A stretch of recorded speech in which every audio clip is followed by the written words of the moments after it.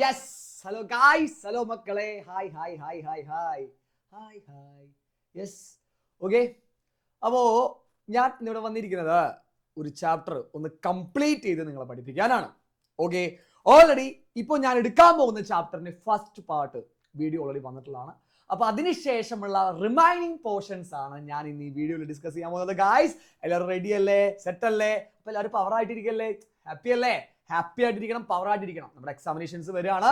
അപ്പോൾ അതിന് മുന്നോടിയായിട്ട് എന്താ, ഹാപ്പി ആയിട്ട് ചില്ലായിട്ട് പഠിച്ചു കഴിഞ്ഞാൽ അടിച്ചു പൊളിച്ച് എക്സാമിനേഷൻ എഴുതി ഹാപ്പി ആയിട്ടുള്ള റിസൾട്ട് മേടിക്കാം അല്ലേ? യെസ്, ഒരു ടെൻഷനോ ഒരു പരിഭവവും വേണ്ട, എല്ലാവരും സെറ്റ് ആയിട്ടിരിക്കുക. അപ്പൊ ഗായ്സ്, എല്ലാവരും ഓക്കെ ആണ്, സെറ്റ് ആണ്. സാറേ, ഏത് ചാപ്റ്ററാണ് എടുക്കാൻ പോകുന്നത് സാർ ആദ്യം പറയണം. എനിക്ക് മാത്രമല്ലേ നിങ്ങൾ സെറ്റ് ആയിട്ട് ഇരിക്കാൻ പറ്റുള്ളൂ എന്ന് ആരെങ്കിലും മനസ്സിൽ തോന്നിയിട്ടുണ്ടാവും അല്ലെ? ചാപ്റ്റർ ഏതാണെന്ന് ഞാൻ പറയാം, ഏതിന്റെ ബാക്കിയാണെന്ന് പറയാം, ഏതൊക്കെ നമ്മൾ പഠിക്കാൻ പോണെന്ന് പറയാം. വെയിറ്റ്, അതിനു മുമ്പ് എല്ലാവരും സെറ്റായിട്ട് ആ കമന്റ് ബോക്സ് ഒന്ന് ലൈറ്റ് അപ്പ് ചെയ്തേ കുഞ്ഞുങ്ങളെ. ഒന്ന് ലൈറ്റ് അപ്പ് ചെയ്യടാ, ഒന്ന് ലവ് ചിഹ്നോടാ, ഒന്ന് എന്താ തീയിടാ, നമുക്ക് ഫയർ അടിപൊളി, ഫയർ മിന്നൽ, ഇതൊക്കെ സെറ്റായിട്ട് എല്ലാവരും പവറായിട്ട് ഇട്ടടാ. അവിടെ നിങ്ങളുടെ പവറൊക്കെ ഒന്ന് കാണിച്ചടാ. Yes yes yes. അപ്പൊ എല്ലാവരും എനർജറ്റിക് ആയിട്ട് ഇരിക്കുക. നമ്മളൊന്ന് എനർജറ്റിക് ആയിട്ടുള്ള സൂപ്പർ ആയിട്ടുള്ള നല്ല കഥകളുള്ള ചാപ്റ്ററിന്റെ ബാക്കിയാണ് പഠിക്കാൻ പോകുന്നത്. അപ്പൊ നിങ്ങൾക്ക് മനസ്സിലായി കാണും അല്ലെ? നമ്മൾ ഇന്ന് പഠിക്കാനായിട്ട് ഡിസ്കസ് ചെയ്യാനായിട്ട് പോകുന്നത് എന്താണ്? ഹിസ്റ്ററി സെക്കൻഡ് ചാപ്റ്റർ ആണ് ഡിസ്കസ് ചെയ്യാൻ പോകുന്നത്. ഓൾറെഡി അതിന്റെ കുറച്ച് പോർഷൻസ് വീഡിയോ ആയിട്ട് ഓൾറെഡി നമ്മൾ ചെയ്തിട്ടുണ്ടായിരുന്നു. അപ്പൊ അത് കാണാത്തവര് കാണാം. Okay, yes. അതിനുശേഷം മാത്രം ഈ വീഡിയോ കാണാം. ഇപ്പൊ നമ്മൾ പഠിക്കാൻ പോകുന്ന കാര്യങ്ങൾ സെറ്റായിട്ട് അടിപൊളിയായിട്ട് പവറായിട്ട് നമ്മൾ എന്താ പഠിക്കാം. ഓക്കെ, സെറ്റ് ആണല്ലോ? റെഡി ആണല്ലോ? ഓക്കെ, അപ്പോൾ എല്ലാവരും എന്നെ ഫോളോ ചെയ്യുക. അപ്പോൾ നമ്മളിന്ന് പഠിക്കാൻ പോകുന്നത് ഹിസ്റ്ററി സെക്കൻഡ് ചാപ്റ്റർ ആണ്. അപ്പോൾ ആ ചാപ്റ്റർ എല്ലാവരും എടുത്തു വെക്കുക. ഒരു നോട്ട്ബുക്ക് എല്ലാവരും കരുതുക. എല്ലാവരും ഞാൻ പറയുന്ന കാര്യങ്ങൾ മാർക്ക് ചെയ്യുക, എന്നെ ഫോളോ ചെയ്യുക. അപ്പോൾ ആ ചാപ്റ്ററിന്റെ പേരൊന്ന് പറയണ്ടേ? ഓൾറെഡി അത് നിങ്ങൾക്ക് അറിയാം അല്ലേ? എന്നിരുന്നാൽ പോലും നമ്മൾ ക്ലാസ് തുടങ്ങുമ്പോൾ ചാപ്റ്ററിന്റെ പേര് പറയണമല്ലോ, വേണ്ടേ? വേണം. യെസ്. അപ്പോൾ നമ്മുടെ ചാപ്റ്ററിന്റെ പേരാണ് ലിബർട്ടി, ഇക്വാലിറ്റി, ഫ്രറ്റേണിറ്റി. സ്വാതന്ത്ര്യം, സമത്വം, സാഹോദര്യം. ഹിസ്റ്ററി സെക്കൻഡ് ചാപ്റ്റർ ആണ്. ബ്യൂട്ടിഫുൾ ചാപ്റ്റർ ആണ്. ഓൾറെഡി നിങ്ങൾ കുറച്ച് ഇതിന്റെ പഠിച്ചു വെച്ചിട്ടുണ്ട്. പ്രീവിയസ് വീഡിയോയിൽ ഇതിന്റെ കുറച്ച് ഇമ്പോർട്ടന്റ് ആയിട്ടുള്ള പോർഷൻസ് കവറപ്പ് ചെയ്ത് പോയിട്ടുണ്ട്. അപ്പോൾ അതിനുശേഷമുള്ള വെരി ഇമ്പോർട്ടന്റ് ആയിട്ടുള്ള കാര്യങ്ങളാണ് നമ്മൾ ഇന്നത്തെ വീഡിയോയിൽ ഡിസ്കസ് ചെയ്യാനായിട്ട് പോകുന്നത്. അപ്പോൾ എല്ലാവരും സെറ്റ് അല്ലേ? പവർ ആയിട്ടിരിക്കുകയാണെങ്കിൽ സാറിന് ഒന്നും കൂടി ഒരു പവർ സിമ്പിൾ ഇട്ടെന്നാടാ. യെസ് യെസ്, എല്ലാവരും നല്ല രീതിയിൽ പവർ ആയിട്ടുള്ള നമ്മുടെ പവർ സിമ്പൽ, കൈയുടെ സിമ്പലൊക്കെ ഇട്ടെന്ന് സാറിന് ഒന്ന് പവറാക്കി. സാറൊന്ന് പവറാവട്ടെ. യെസ്, ഞാൻ പവർ ആയി കഴിഞ്ഞാൽ നിങ്ങളും പവറാവും, നിങ്ങൾ പവർ ആയി കഴിഞ്ഞാൽ ഞാൻ പിന്നെയും വരട്ടി പവറാവും. Okay, yes. അപ്പൊ ഈ ചാപ്റ്റർ റിമൈനിങ് പോർഷൻസ് ആണ്. അപ്പൊ കഴിഞ്ഞ വീഡിയോയിൽ നമ്മൾ ഡിസ്കസ് ചെയ്തിട്ടുണ്ടായിരുന്നതാ നമ്മുടെ തിങ്കേഴ്സ്, പ്രധാനപ്പെട്ട തിങ്കേഴ്സിന്റെ പേര് നമ്മൾ ഡിസ്കസ് ചെയ്തിട്ടുണ്ടായിരുന്നു. ഓക്കെ, അപ്പൊ മെയിൻ ആയിട്ട് വരുന്ന തിങ്കേഴ്സിന്റെ കേസ് ഒന്ന് ജസ്റ്റ് ഒന്ന് റിക്കാപ്പ് അടിച്ചിട്ട് നമുക്ക് പോവാം. നമ്മുടെ വോൾട്ടയർ വരുന്നുണ്ട്, റൂസോ വരുന്നുണ്ട്, മോണ്ടസ്ക്യൂ വരുന്നുണ്ട്. ഇത് കൂടാതെ ജോൺ ലോക്ക് എന്ന് പറഞ്ഞൊരു തിങ്കർ കൂടി വരുന്നുണ്ട്. The two treaties of government എന്ന് പറഞ്ഞ ആ ഒരു ബുക്ക് എഴുതിയത് ആരാണ്? ജോൺ ലോക്ക് ആണ്. പിന്നെ വോൾട്ടയർ, റൂസോ, മോണ്ടസ്ക്യൂ ഓൾറെഡി നമ്മൾ അവരുടെ കാര്യങ്ങളൊക്കെ പഠിച്ചു പോയിട്ടുണ്ട്. ഓക്കെ, അപ്പോ ഒരു ചോദ്യം ഞാൻ ചോദിച്ചോട്ടെ. Man is bone free but everywhere he is in chains. ഇത് പറഞ്ഞത് ആരാണ്? ഒന്ന് കമന്റ് ചെയ്യാം. ഈ എക്സാമിനേഷൻ നിങ്ങൾക്ക് ഒരു മാർക്കിന് കാണാൻ സാധിക്കുന്ന ഒരു ചോദ്യമാണ് ഓണം എക്സാമിന്. അപ്പൊ ജസ്റ്റ് ഒന്ന് എല്ലാവരും അത് കമന്റ് ചെയ്യുക. ഐശ്വര്യമായിട്ട് നമുക്ക് ആ കമന്റോട് കൂടി തന്നെ ക്ലാസ് ആരംഭിക്കാം. അപ്പൊ എല്ലാവരും അത് കമന്റ് ചെയ്യുക. സെറ്റായിട്ട് പവറായിട്ട് കമന്റ് വരട്ടെ. യെസ്, കമന്റുകൾ വരുന്നുണ്ട്. ഓക്കെ, അപ്പോൾ നമ്മൾ അതിനുശേഷമുള്ള തിങ്കേഴ്സിന് ശേഷമുള്ള പോർഷൻ ആണ് കൊടുക്കാനായിട്ട് പോകുന്നത്. ഞാൻ ഒരു കാര്യം ആദ്യമേ പറയാം. ഈ ചാപ്റ്ററിൽ മെയിൻ ആയിട്ട് നമ്മുടെ ഫ്രഞ്ച് റെവല്യൂഷൻ അല്ലെ, നമ്മുടെ ഫ്രാൻസിൽ നടന്ന ലോകത്തെ തന്നെ പിടിച്ചു കുലുക്കിയ ഏറ്റവും വലിയ വിപ്ലവങ്ങളിൽ ഒന്നായ ഫ്രഞ്ച് റെവല്യൂഷനെ കുറിച്ചാണ് ഈ ചാപ്റ്ററിൽ കംപ്ലീറ്റ് നമുക്ക് പഠിക്കാനായിട്ടുള്ളത് ആണല്ലോ. യെസ്. അപ്പൊ ആ റെവല്യൂഷനെ പറ്റി പറയുമ്പോൾ മെയിൻ ആയിട്ട് നമുക്ക് ഒരുപാട് കാര്യങ്ങൾ പറയാനുണ്ട്. പക്ഷേ ഇതിനകത്ത് മെയിൻ ആയിട്ട് ഇൻസിഡൻസ് കൊടുത്തിരിക്കുന്നത് കുറെ മിക്സപ്പ് ആക്കിയാണ്. കൃത്യമായിട്ടുള്ള ഓർഡറിലല്ല ആ ഫ്രഞ്ച് റെവല്യൂഷന്റെ ഇൻസിഡൻസ് കൊടുത്തിരിക്കുന്നത്. അപ്പോൾ മെയിൻ ആയിട്ട് നമുക്ക് എന്താണ് ഇതിനകത്ത് തന്നിരിക്കുന്ന കാര്യങ്ങൾ വൃത്തിക്ക് ഓരോ കാറ്റഗറി ആയിട്ട് സെറ്റായിട്ട് പഠിച്ചു പോകാം. അപ്പോൾ നമുക്ക് ഇനി നെക്സ്റ്റ് പഠിക്കാനുള്ളത് ഫ്രാൻസിലെ അല്ലെങ്കിൽ ഫ്രഞ്ചിലെ ഫിസിയോക്രാറ്റ്സിനെ കുറിച്ചാണ്, സാമ്പത്തിക വിദഗ്ധരെ കുറിച്ചാണ്, ഫിസിയോക്രാറ്റുകളെ കുറിച്ചാണ്. അപ്പോൾ ഫിസിയോക്രാറ്റ്സ് എന്ന് പറഞ്ഞാൽ മെയിൻ ആയിട്ട് എന്താ, സമ്പത്തിനെ കുറിച്ച് ഭയങ്കര അറിവുള്ള ആൾക്കാർ. ഓക്കെ, സാമ്പത്തികമായിട്ട് എന്തെങ്കിലും പ്രശ്നം വന്നു കഴിഞ്ഞാൽ ഇവർ വന്നു കഴിഞ്ഞാൽ പണി സെറ്റാണേ എന്ന് നമുക്ക് പറയാൻ പറ്റുന്ന ആൾക്കാരെ നമ്മൾ വിളിക്കുന്ന പേരാണ് എന്ത്? ഫിസിയോക്രാറ്റ്സ്. രാജാവിന്റെ സാമ്പത്തിക ഉപദേഷ്ടകരാണ്. സമ്പത്തിനെ കുറിച്ച് രാജാവിന് ഉപദേശം കൊടുക്കുന്ന ആൾക്കാരെയാണ് നമ്മൾ എന്ത് പറയുന്നത്? ഫിസിയോക്രാറ്റ്സ് എന്ന് പറയുന്നത്. അല്ലെങ്കിൽ എന്താ, സാമ്പത്തിക സാമ്പത്തിക വിദഗ്ധർ അല്ലെങ്കിൽ എക്കണോമിസ്റ്റ് എന്ന് പറയുന്നത്. അപ്പൊ ശ്രദ്ധിച്ച്, നമ്മുടെ ഫ്രാൻസ് ആകെ തകർന്ന് നിൽക്കല്ലേ ഗായ്സ്. ഫ്രാൻസ് വല്ല പൈസ ഉണ്ടോ ഗായ്സ്? ലൂയി 16 ഭാര്യ മേരി അന്റോണിയറ്റ് എന്താ ദൂർത്തടിച്ച് മൊത്തം ഫ്രാൻസിനെ എന്താണ് നശിപ്പിച്ച് വെച്ചേക്കല്ലേ. അപ്പൊ അങ്ങനെ വന്നപ്പോൾ ഫ്രാൻസിന് കരകയറാനായിട്ട് എന്താ ഐഡിയാസ് വേണം. അതിനു വേണ്ടി നമ്മുടെ ഫ്രാൻസിൽ വന്ന 2 ഫിസിയോക്രാറ്റ്സിന്റെ പേര് ആദ്യം മക്കൾ പഠിച്ചു വെച്ചിരിക്കണം. ഫസ്റ്റ് ആണ് ടർഗോട്ട്, then ആണ് ആര് വരുന്നത്, നെക്കർ. ഇവരെ 2 പേരുടെയും പേര് നിങ്ങൾ പഠിച്ചു വെച്ചിരിക്കണം. ഓക്കെ, കഥ ഞാൻ പറഞ്ഞാലും അതൊരു കുട്ടിക്കഥ പോലെ സാർ ഇത് പറഞ്ഞു തരും. അതിനുശേഷം മെയിൻ ആയിട്ട് എന്താണ് നമുക്കിതിലെ ഓരോ പോയിന്റ്സ് വായിച്ച് പറയാം. സെറ്റ് അല്ലേ? അപ്പോൾ ആദ്യം നമ്മുടെ ഫ്രാൻസിലേക്ക് വരുന്ന ഫിസിയോക്രാറ്റ് എന്ന് പറഞ്ഞാൽ ടർഗോട്ടാണ്. ടർഗോട്ട് ബ്രില്യൻ്റ് ആയിട്ടുള്ള ഒരാളായിരുന്നു. അപ്പോൾ ടർഗോട്ട് വന്നിട്ട് എന്താണ് അവിടുത്തെ കാര്യങ്ങൾക്ക് നിരീക്ഷിച്ചിട്ട് രാജാവിനോട് പറയാം, രാജാവേ എൻ്റെ കയ്യിൽ കുറച്ച് നൈസ് പ്ലാൻസ് ഉണ്ട്, കുറെ നൈസ് എക്കണോമിക് പോളിസീസ്, സാമ്പത്തിക എന്താണ് പദ്ധതികൾ കാര്യങ്ങളൊക്കെ ഉണ്ട്. അപ്പൊ ഇതൊക്കെ വെച്ച് ഉപയോഗിച്ച് കഴിഞ്ഞ് കഴിഞ്ഞാൽ നൈസായിട്ട് എന്താ ഫ്രാൻസിൽ നമുക്ക് പൊക്കിക്കൊണ്ടുവരാം. അതേപോലെ തന്നെ മിഡിൽ ക്ലാസ്സിൽ നമുക്ക് നൈസായിട്ട് നിനക്ക് കൊണ്ടുവരാം. അതേപോലെ അഗ്രികൾച്ചറിലൊക്കെ ഒരുപാട് ചേഞ്ചസ് കാര്യങ്ങളൊക്കെ കൊണ്ടുവന്നു കഴിഞ്ഞാൽ നമുക്ക് ഫ്രാൻസിനെ രക്ഷിക്കാമെന്ന് പറഞ്ഞുകൊണ്ട് നമ്മുടെ ടർഗോട്ട് കുറെ നൈസ് ഐഡിയാസ് വാരി വിതറിക്കൊണ്ട് ഫ്രാൻസിനെ പയ്യെ കൈ പിടിച്ച് പൊന്തിക്കണം. പക്ഷെ എന്ത് കാര്യം, എന്തൊക്കെ ചെയ്ത് കഴിഞ്ഞാലും ഫ്രാൻസ് താഴോട്ട് പോകുള്ളൂ. കാരണം എന്താ, നമ്മുടെ ഈ ലൂയി 16 എന്ന് പറഞ്ഞ ചേട്ടൻ, ഓക്കെ, ലൂയി 16 എന്ന് പറഞ്ഞ ചേട്ടനും അതേപോലെ തന്നെ ആരാണ് നമ്മുടെ മേരി അന്റോണിയറ്റും കൂടി ഭയങ്കര ദൂരത്തല്ലേ. അപ്പൊ മേരി അന്റോണിയറ്റോട് നമ്മുടെ ടർഗോട്ട് ചേട്ടൻ പറഞ്ഞു, രാജാവിനോടും പറഞ്ഞു, നിങ്ങൾ ഈ ദൂരത്തൊക്കെ കട്ട് ചെയ്ത് കഴിഞ്ഞാൽ മാത്രമേ എന്താ നമുക്ക് കുറച്ചുകൂടി സാമ്പത്തികമായിട്ട് കരകയറി വരാൻ പറ്റുള്ളൂ എന്ന് പറഞ്ഞു. പക്ഷേ വിഷയം എന്ന് വെച്ച് കഴിഞ്ഞാൽ മേരി അന്റോണിയറ്റയുടെ ഈ ദൂർത്ത് ചെലവുകൾ ഇതൊന്നും കട്ട് ചെയ്യാനായിട്ട് ഒരുക്കമല്ലായിരുന്നു. അതേപോലെ തന്നെ ഈ ടർഗോട്ട് പറഞ്ഞ ഈ കാര്യം, നിങ്ങളുടെ ദൂർത്ത് മാറ്റിക്കഴിഞ്ഞാൽ ഫ്രാൻസ് ഗതി പിടിക്കുള്ളൂ എന്ന് പറഞ്ഞ കാര്യം അവർക്ക് ഇഷ്ടപ്പെട്ടില്ല. നേരെ അന്റോണിയറ്റ് പോയിട്ട്, ചേട്ടാ നമ്മളെ പറ്റി കുറ്റം പറയുന്നു, നമ്മുടെ രാജ്യത്തിനെ പറ്റി കുറ്റം പറയുന്നു എന്ന് പറഞ്ഞ് നമ്മുടെ അന്റോണിയറ്റ് നമ്മുടെ ലൂയി 16 പറഞ്ഞ് ആരെ പിടിച്ച് പുറത്താക്കാണ്, ടർഗോട്ടിനെ പിടിച്ച് രാജ്യത്തിൽ നിന്ന് പുറത്താക്കാണ്, ഫ്രാൻസിൽ നിന്ന് പുറത്താക്കാണ്. ഓക്കെ, ഞാൻ ചുമ്മാ കോമിക്കായിട്ട് നിങ്ങൾക്ക് കണക്ട് ചെയ്യാൻ വേണ്ടി പറഞ്ഞാണ് കേട്ടോ. ഓക്കെ, ശരിക്കും എന്നൊന്നും പറഞ്ഞിട്ടുണ്ടാവില്ല. അപ്പോൾ നമ്മൾ ജസ്റ്റ് തിങ്ക് ചെയ്യണമെങ്കിൽ നമ്മളൊരു കോമൺ സെൻസ് വെച്ചെന്നാൽ ജസ്റ്റ് നമ്മളിങ്ങനെ പറയുന്നുള്ളൂ.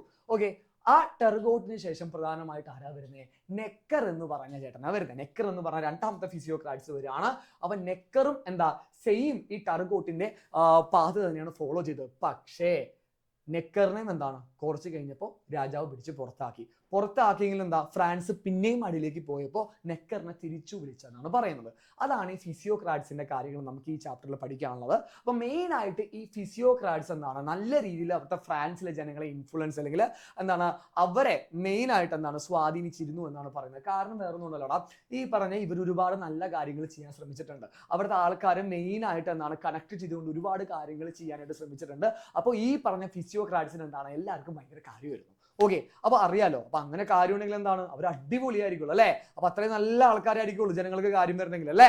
അപ്പൊ ഇതാണ് ഫിസിയോക്രാറ്റ്സിന്റെ കഥ. അപ്പോൾ നമുക്ക് ജസ്റ്റ് ഇതിന്റെ ഓരോ പോയിന്റ്സും വായിക്കാൻ, ഞാൻ പറഞ്ഞത് മനസ്സിലായെന്ന് വിചാരിക്കുന്നു. ആ ടർഗോട്ട് വരുന്നു, ടർഗോട്ടിന് എന്താണ് ഈ പറഞ്ഞ ചെലവൊരുക്കാൻ ടർഗോട്ട് പറഞ്ഞപ്പോൾ ടർഗോട്ടിനെ പിടിച്ച് പുറത്താക്കുന്നു. നെക്കർ വരുന്നു, നെക്കർ എന്താ സെയിം ആയിട്ടുള്ള ഈ ടർഗോട്ടിന്റെ പ്രോസസ്സ് തന്നെ ഫോളോ ചെയ്ത് ഈ സെയിം കാര്യം അവതരിപ്പിക്കും. നെക്കറിനെ പിടിച്ച് പുറത്താക്കുന്നു. നെക്കറിനെ കുറച്ച് കഴിഞ്ഞിട്ട് പിന്നെ രാജാവ് തിരിച്ചു വിളിക്കുകയാണ്. അതിന്റെ കഥയൊക്കെ നമുക്ക് പറയാം. വെയിറ്റ്. അപ്പോൾ ശ്രദ്ധിച്ചേ, ടർഗോട്ട് ആൻഡ് നെക്കർ വെറുതെ പ്രോമിനന്റ് ഫിസിയോക്രാറ്റ്സ്. ടർഗോട്ടും നെക്കറുമാണ് എന്താ ഫിസിയോക്രാറ്റ്സിലെ ഏറ്റവും പ്രമുഖരായിട്ടുണ്ടായിരുന്ന ആൾക്കാര്. ടർഗോട്ട് എന്താണ് ലൂയി 16 അഡ്വൈസർ ആയിരുന്നു. അതുപോലെ ഒരുപാട് പ്ലാൻസ് എന്താണ് എക്കണോമിക് സിറ്റുവേഷനെ കവറപ്പ് ചെയ്യാനായിട്ട്, സാമ്പത്തിക പ്രതിസന്ധിയെ മാറ്റാനായിട്ട് അല്ലെങ്കിൽ അതിനെ മെച്ചപ്പെടുത്താനായിട്ട് എന്താണ് ഈ ടർഗോട്ട് കൊണ്ടുവന്നു എന്ന് പറയുന്നുണ്ട്. Then these economic policies reflected the interest of the middle class. മധ്യവർഗത്തിന്റെ താല്പര്യങ്ങളായിരുന്നു ഇവരുടെ സാമ്പത്തിക നിലയിൽ പ്രതിഫലിച്ചത് അല്ലെ. മിഡിൽ ക്ലാസിനെ കൂടി ഉൾപ്പെടുത്തിക്കൊണ്ടുള്ള പോളിസീസ് ആയിരുന്നു പ്രധാനമായിട്ടും ടർഗോട്ട് കൊണ്ടുവന്നത്. പിന്നെ അതേപോലെ തന്നെ മെയിൻ ആയിട്ട് encouragement of agriculture and free trade of food items were important among them. അപ്പൊ കൃഷിക്ക് പ്രോത്സാഹനം നൽകുക, ഭക്ഷ്യവസ്തുക്കളിൽ വ്യാപാര സ്വാതന്ത്ര്യം അനുവദിക്കുക എന്നിവ അവയിൽ പ്രധാനപ്പെട്ടവയായിരുന്നു. ഇതൊന്ന് മാർക്ക് ചെയ്തോളണേ, ഈ പോയിന്റ് ഒന്ന് മാർക്ക് ചെയ്തോളണേ. യെസ്. പിന്നെ അതേപോലെ തന്നെ ഇത് എന്താണ് ഫ്രാൻസിന്റെ ഫിനാൻഷ്യൽ സിറ്റുവേഷൻ ഇംപ്രൂവ് ചെയ്തു, മെച്ചപ്പെടുത്തി, സാമ്പത്തിക സ്ഥിതി മെച്ചപ്പെടുത്തി എന്ന് പറയുന്നുണ്ട്. പക്ഷേ മേരി അന്റോണിയറ്റ് എന്താണ് അധിക ചെലവ്, മേരി അന്റോണിയറ്റ് അധിക ചെലവ് അല്ലെങ്കിൽ എന്താണ് ഈ പറഞ്ഞ എക്സ്ട്രാ സ്പെൻഡിങ് എന്താണ് കട്ട് ചെയ്യാനായിട്ട് പുള്ളിക്കാരത്തി തയ്യാറാവാതിരുന്നത് എന്താണ് ഭയങ്കര വിഷയമായി. അപ്പോൾ ടർഗോട്ടിനും അതേപോലെ തന്നെ ആ മേരി അന്റോണിയറ്റയ്ക്ക് എതിരെ ഒരു ശത്രുത വന്നു. നേരെ മേരി അന്റോണിയറ്റ് ആരുടെ അടുത്ത് പോയി പറഞ്ഞു, രാജാവിൻ്റെ അടുത്ത് പോയി പറഞ്ഞു, പുറത്താക്കാൻ പറഞ്ഞു. എന്താണ് ഈ രാജാവ് നേരെ ഈ ടെർഗോട്ടിനെ പിടിച്ച് പുറത്താക്കി. അതാണ് ഈ പോയിന്റിൽ പറയുന്നത്. ഇങ്ങനെ കഥ പോലെ മനസ്സിലാക്കി പഠിച്ചാൽ മതി. ഓക്കെ, കാണാപ്പാട് ഒരിക്കലും പഠിക്കരുത്. അതുപോലെ Necker was appointed as new adviser. Necker ആണ് പുതിയ ഉപദേഷ്ടാവായി തെരഞ്ഞെടുക്കപ്പെട്ട അല്ലെങ്കിൽ നിയമിക്കപ്പെട്ടതെന്ന് പറയുന്നുണ്ട്. He try to continue the reforms of Turgot but was expelled due to the war with England. അപ്പോൾ ഈ ടെർഗോട്ട് തുടങ്ങി വെച്ച പോലത്തെ കാര്യങ്ങൾ സെയിം ഇദ്ദേഹം എന്താണ് പിന്നെയും അദ്ദേഹം കണ്ടിന്യൂ ചെയ്യാനായിട്ട് തുടങ്ങി. ഈ ടെർഗോട്ട് തുടങ്ങി വെച്ച കാര്യങ്ങൾ തന്നെയാണ് ആര് കണ്ടിന്യൂ ചെയ്തത്? നെക്കർ കണ്ടിന്യൂ ചെയ്തത്, ഫോളോ ചെയ്തത്. പക്ഷേ ഇംഗ്ലണ്ടുമായിട്ട് ഫ്രാൻസിന് ഒരു വാർ വന്നപ്പോൾ ആര് പുറത്തായി? ആ സമയത്ത് നെക്കർ പുറത്തായി എന്ന് പറയുന്നുണ്ട്. ഓക്കെ, ഇതാണ് നമ്മുടെ ഫിസിയോക്രാറ്റ്സിന്റെ കാര്യം. അപ്പൊ 2 പേരുകൾ മക്കൾ ഇതിൽ പഠിച്ചു വെച്ചിരിക്കണം. ടെർഗോട്ട്, നെക്കർ. ആദ്യം ടെർഗോട്ട് വരുന്നു, കുറെ പ്ലാൻസ് കൊണ്ടുവരുന്നു, ഫ്രാൻസ് പയ്യെ കയറുന്നു. പക്ഷെ മേരി അന്റോണിയുടെ ദുർച്ചെലവ്, അധിക ചെലവ് എന്താണ് പ്രശ്നമുണ്ടാക്കുന്നു. നേരെ ആ ചെലവ് കട്ട് ചെയ്യാനായിട്ട് ആര് പറയണ? ടെർഗോട്ട് പറയാണ്. പക്ഷെ പറ്റുന്നില്ല. ഈ അന്റോണിറ്റിക്ക് അത് ഇഷ്ടപ്പെടുന്നില്ല. നേരെ രാജാവിന് ചെന്ന് പറഞ്ഞു കൊടുക്കുന്നു. നേരെ രാജാവ് ടെർഗോട്ടിനെ പിടിച്ചെന്നാണ് പുറത്താക്കുന്നു. നെക്സ്റ്റ് നെക്കർ വരുന്നു. നെക്കറും സെയിം പാത്ത് തന്നെ ഫോളോ ചെയ്യുന്നു. നെക്കറിനും എന്താണ് ഈ സെയിം അടി കിട്ടുന്നു. നെക്കർ എന്താണ് പുറത്താക്കപ്പെടുന്നു. സെറ്റ്. നെക്കറിനെ കുറച്ച് കഴിഞ്ഞിട്ട് രാജാവ് തിരിച്ചു വിളിക്കുന്നുണ്ട്. ഓക്കെ, അത് പറയാം. അപ്പോൾ ഇതാണ് ഫിസിയോക്രാറ്റ്സിന്റെ കാര്യം. ഇനി നെക്സ്റ്റ്, യെസ്, ഇവിടെ നിന്നാണ് നമ്മുടെ കഥയുടെ മെയിൻ ആരംഭം വരാൻ പോകുന്നത് കേട്ടോ. അപ്പോൾ estates general meets, estate general സമ്മേളിക്കുന്നു. അപ്പൊ എല്ലാവരും ശ്രദ്ധിച്ചേ. അപ്പൊ മെയിൻ ആയിട്ട് ഓക്കെ, നെക്കറിനെ രാജാവ് പുറത്താക്കി. പക്ഷെ കുറച്ച് കാര്യങ്ങൾ അല്ലെങ്കിൽ കുറച്ച് ഇതിന് ശേഷം എന്താണ്, കുറച്ച് സംഭവങ്ങൾക്ക് ശേഷം നെക്കറിനെ രാജാവ് തിരിച്ചു വിളിക്കുകയാണ്. ആരാണ്? നമ്മുടെ ലൂയി 16 തിരിച്ച് വിളിക്കുകയാണ്. ആരെയാണ് വിളിക്കുന്നത്? നെക്കറിനെ വിളിക്കുകയാണ്. അപ്പോൾ 18th സെഞ്ചുറി, അപ്പോൾ ഭയങ്കര എക്കണോമിക് ക്രൈസിസ് ആണ്. 18th സെഞ്ചുറിയിൽ ഫ്രാൻസിൽ ഉണ്ടായിരുന്നത്. ഭയങ്കര സാമ്പത്തിക പ്രതിസന്ധി. ആരെയും പൈസ ഇല്ല. വൺ ബാഡ് പരിപാടിയായിരുന്നു നമ്മുടെ ഫ്രാൻസിൽ ഉണ്ടായിരുന്നത്. അപ്പോൾ നൈസായിട്ടേ പുതിയ ടാക്സസ് നമ്മുടെ കോമൺസിന്റെ കയ്യിൽ നിന്ന് ഇംപ്ലിമെന്റ് ചെയ്യാനുള്ള കുറെ ഐഡിയാസ് ഒക്കെ എന്താണ് ഇവർ പ്ലാൻ ചെയ്തു. അപ്പൊ നെക്കർ നൈസായിട്ട് ഒരു ഐഡിയ വെച്ചു. രാജാവേ, നമുക്കേ ഈ ഫ്രാൻസിലെ പാർലമെന്റ് അങ്ങ് വിളിച്ചാലോ. അപ്പൊ എല്ലാവരെയും എന്താ നമുക്ക് വിളിച്ചു നിർത്തി അവരോട് സംസാരിച്ച് കാര്യങ്ങളൊക്കെ തീരുമാനിച്ച് സെറ്റാക്കാം എന്ന് പറഞ്ഞു. അപ്പൊ രാജാവ് നെക്കറേ കാര്യങ്ങൾ നടത്തിക്കോന്ന് പറഞ്ഞ് നെക്കറിന്റെ ഉപദേശപ്രകാരം ഫ്രഞ്ച് പാർലമെന്റ് ആയിട്ടുള്ള എസ്റ്റേറ്റ് ജനറൽ എവിടെ കൂടാണ്? ഫ്രാൻസിൽ കൂടാനായിട്ട് ഇവര് തീരുമാനിക്കുകയാണ്. മനസ്സിലായല്ലോ? അപ്പോൾ അത് ആക്ച്വലി 175 വർഷത്തിന് ശേഷമാണ് അത് കൂടുന്നത്. എത്ര വർഷത്തിന് ശേഷമാണ്? 175 വർഷത്തിന് ശേഷമാണ് ഇത് കൂടുന്നത്. അപ്പൊ ആക്ച്വലി മെയിൻ ആയിട്ട് ഈ ലൂയി 16 കാലത്താണ് ഇത് കൂടുന്നത്. ഇതിക്ക് മുമ്പ് കൂടിയത് ലൂയി 13 ഫ്രാൻസ് ഭരിച്ചിരുന്ന സമയത്താണ് എന്ത് കൂടിയത്? നമ്മുടെ എസ്റ്റേറ്റ് ജനറൽസ് കൂടിയിരുന്നത്. ഓക്കെ, അപ്പൊ അതിനുശേഷം പിന്നെ കൂടിയിട്ടില്ല. അപ്പൊ മെയിൻ ആയിട്ട് ഒരുപാട് പ്രശ്നങ്ങൾ അതിന്റെ പിന്നിലുണ്ടായിരുന്നു. ഓക്കെ, അപ്പൊ മെയിൻ ആയിട്ട് ഈ എസ്റ്റേറ്റ് ജനറൽ കൂടാനുള്ള ഐഡിയ നെക്കർ പറയാണ്. അത് പ്രകാരം 175 വർഷത്തിന് ശേഷം ഫ്രാൻസിൽ എന്ത് കൂടാണ്? ഈ എസ്റ്റേറ്റ് ജനറൽ കൂടാണ്. Okay, set. അപ്പോ നമ്മുടെ ഫ്രഞ്ച് സൊസൈറ്റിനെ മക്കളെ ഈ എത്രയൊക്കെ തിരിച്ചിട്ടുണ്ടായിരുന്നു? എല്ലാവരും ഒന്ന് കമന്റ് ചെയ്തേ. എത്ര എസ്റ്റേറ്റ് ഉണ്ടായിരുന്നു? ഓരോ എസ്റ്റേറ്റിലും ആരൊക്കെയായിരുന്നു? ഫസ്റ്റ് എസ്റ്റേറ്റിൽ ആര്? സെക്കൻഡ് എസ്റ്റേറ്റിൽ ആര്? തേർഡ് എസ്റ്റേറ്റിൽ ആര്? ഇപ്പൊ ഞാൻ തന്നെ എസ്റ്റേറ്റുകൾ എണ്ണം പറഞ്ഞു അല്ലേ. പോട്ടെ, നിങ്ങൾ ആ എസ്റ്റേറ്റുകൾ 1, 2, 3 ഉണ്ടെന്ന് അറിയാം അല്ലെ.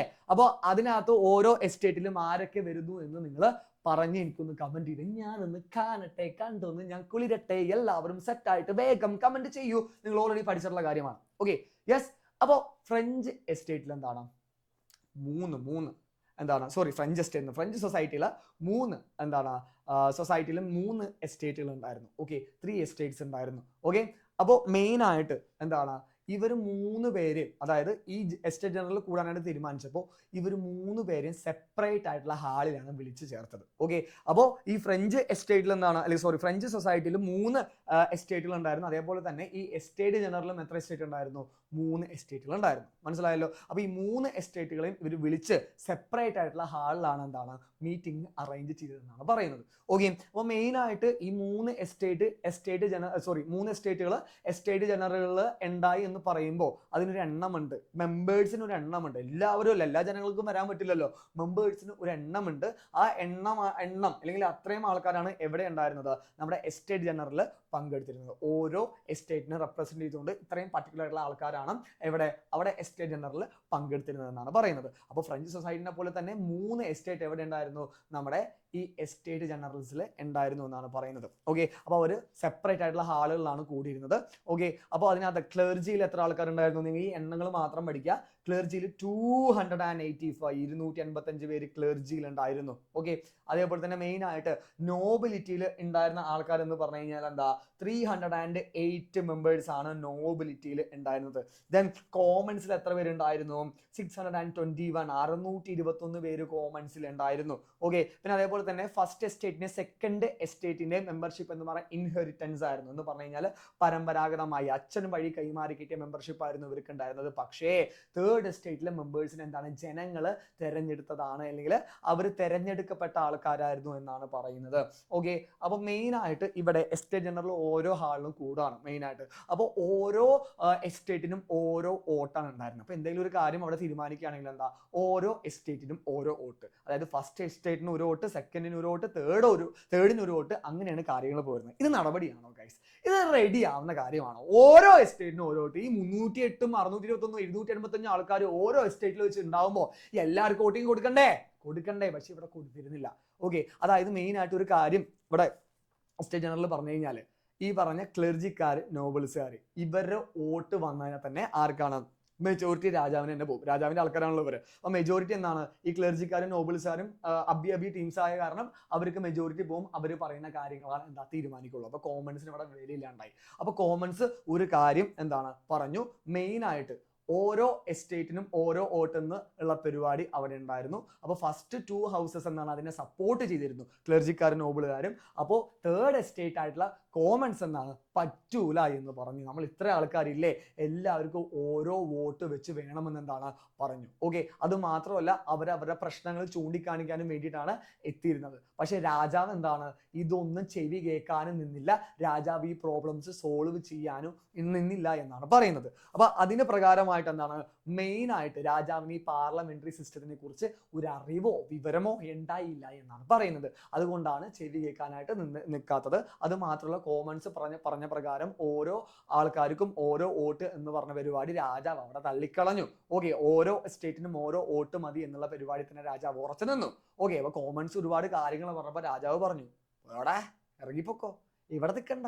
ഇത് ഞാൻ പറയണ പോലെ കാര്യങ്ങൾ തീരുമാനിക്കുള്ളൂ, ഇത് എന്റെ ഏരിയ എന്നൊക്കെ പറയൂലേ, അതുപോലെ ലൂയി 16 പറഞ്ഞു. ഓക്കെ, അങ്ങനെ ഒരു സ്റ്റേറ്റ്മെന്റ് പുള്ളി പറഞ്ഞിട്ടുണ്ട്. അതായത് കോമൺസിന് എന്താണ് ഒരു വിലയും കൽപ്പിക്കുകയാണ്, കോമൺസ് പറഞ്ഞ കാര്യം കേൾക്കാണ്ട് അവരങ്ങ് പറഞ്ഞയച്ചു എന്നാണ് പറയുന്നത്. അപ്പൊ മെയിൻ ആയിട്ട് എസ്റ്റേറ്റ് ജനറൽ മക്കൾ പഠിച്ചിരിക്കേണ്ട കാര്യം, ഓക്കെ, ഒന്ന് റിക്യാപ്പ് പഠിക്കാം. അതിനകത്ത് 175 വർഷത്തിന് ശേഷമാണ് എസ്റ്റേറ്റ് ജനറൽ കൂടുന്നത്. അപ്പോൾ ഫ്രഞ്ച് സൊസൈറ്റിയിലെ പോലെ തന്നെ 3 എസ്റ്റേറ്റ് എവിടെ ഉണ്ടായിരുന്നു?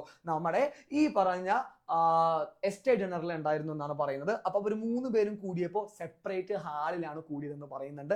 ക്ലർജിക്കാർ 285 പേരുണ്ടായിരുന്നു, നോബിലിറ്റിക്കാര് എത്രയുണ്ടായിരുന്നു?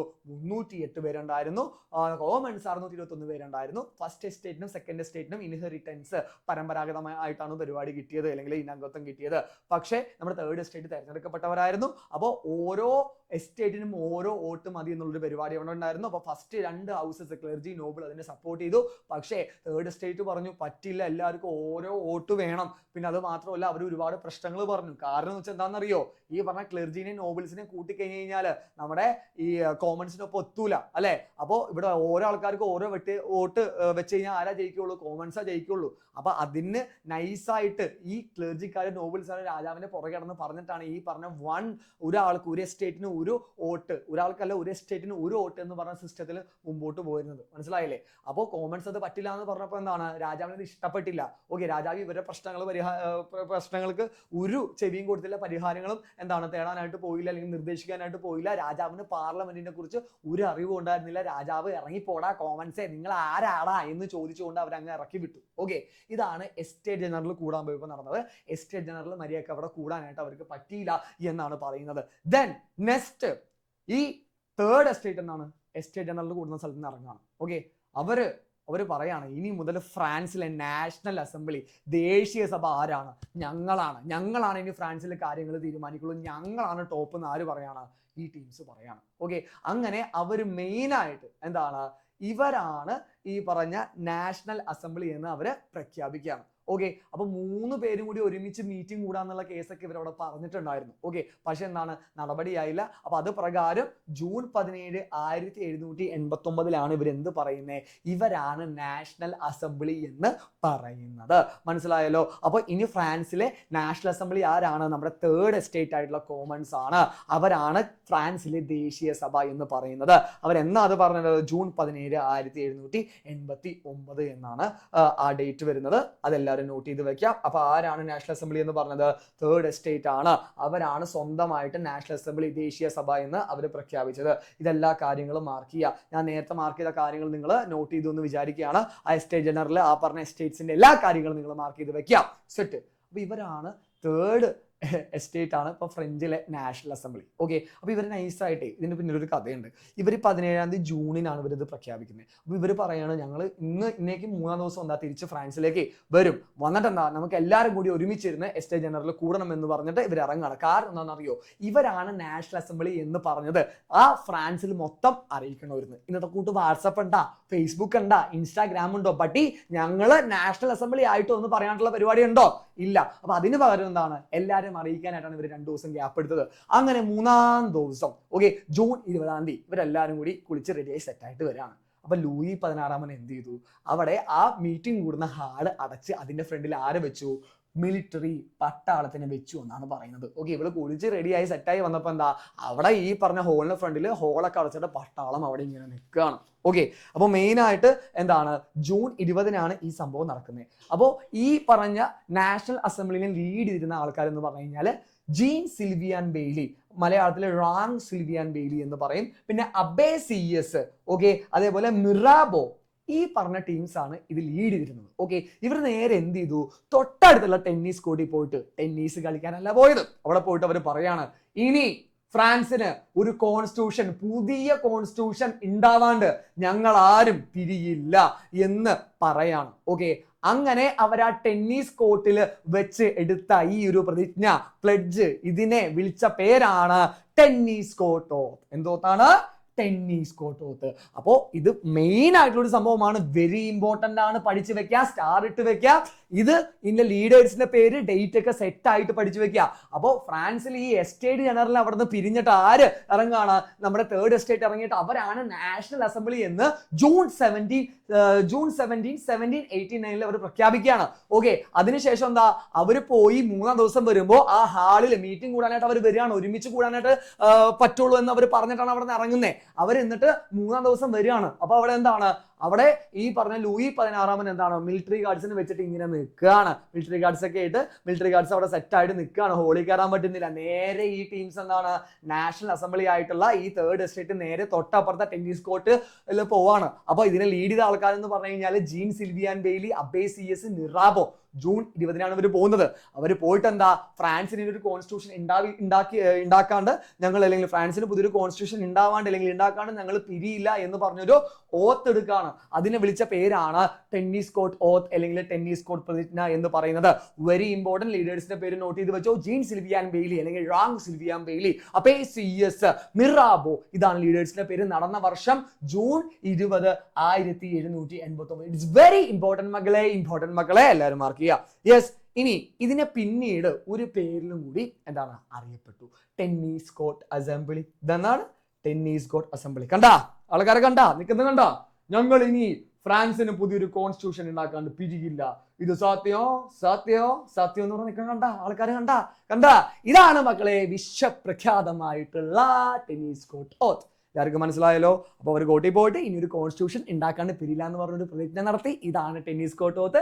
ലീഡേഴ്സിന്റെ പേര് നമ്മൾ പഠിച്ചു, ഡേറ്റ് പഠിച്ചു, എല്ലാവരും സെറ്റായിട്ട് അത് പഠിച്ചു വെച്ചിരിക്കുക. Ready, study, power. ഇനി അപ്പൊ ഈ ടെന്നീസ് കോർട്ട് ഓത്ത് സെറ്റ് ആണെങ്കിൽ ഒന്നെല്ലാവരും കമന്റ് ബോക്സിൽ ലൈറ്റ് അപ്പ് ചെയ്യാം. ഓക്കെ, ഇതെന്താ സംഭവം? എന്റെ ബാക്കിൽ കുറെ പുകയൊക്കെ വരുന്നുണ്ടല്ലോ. What is this? I can understand. ഇതെന്താ ഇത്? കേട്ടോ, കഥ കേട്ടോ. അങ്ങനെ എസ്റ്റേറ്റ് ജനറൽ എല്ലാം തകർന്നു. ഈ തേർഡ് എസ്റ്റേറ്റ് നാഷണൽ അസംബ്ലി ആയി. ഫ്രാൻസിൽ ഭയങ്കര രീതിയിൽ പ്രശ്നങ്ങൾ വഷളായി. അപ്പോൾ നെക്കർ രാജാവിനോട് പറഞ്ഞു, രാജാവേ, നമ്മുടെ കയ്യിൽ നിന്നെല്ലാം പോയി, ഇനിയും എന്തെങ്കിലും ചെയ്യണമെന്ന് പറഞ്ഞപ്പോൾ രാജാവ് പറഞ്ഞു, നിന്റെ ഐഡിയ ആയിരുന്നു എസ്റ്റേറ്റ് ജനറൽ, നീ അത് പറഞ്ഞു, ഞാനത് നടത്തി. അത് നടപടിയായില്ല പരിപാടി.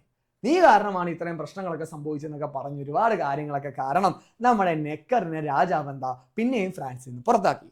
ഇത് ജനങ്ങൾക്ക് ഇടയിൽ കാട്ടുതീ പോലെ പടർന്നു. കാരണം നെക്കറും ഈ കോമൺസ് ഒക്കെ ആയിട്ട് നല്ല ടൈപ്സ് ആയിരുന്നു. ഓക്കെ, നല്ല ബന്ധം ഉണ്ടായിരുന്നു. അപ്പോൾ ഈ ജനങ്ങൾക്കിടയിൽ കോമൺസിനിടയിൽ കാട്ടുതീ പോലെ പടർന്നു. അപ്പോൾ അവർക്ക് മനസ്സിലായി കോമൺസിന് ഇനിയും എന്തെങ്കിലും ഞങ്ങൾ ചെയ്തില്ലെങ്കിൽ പാണി അടുത്തത് വരുമെന്ന് വിചാരിച്ചുകൊണ്ട് ഇവർ അവിടുത്തെ ഗ്രാനറീസ്, ഫ്രാൻസിലെ ഗ്രാനറീസ് എന്ന് പറയുന്ന ധാന്യപ്പുരകൾ, then എന്താണ് ബേക്കറീസ് എന്ന് പറഞ്ഞു കഴിഞ്ഞാൽ അറിയാലോ, ബേക്കറികൾ കേക്കൊക്കെ കിട്ടുന്ന സ്ഥലം, അതൊക്കെ എന്താ ഇവർ പിടിച്ചെടുത്തു.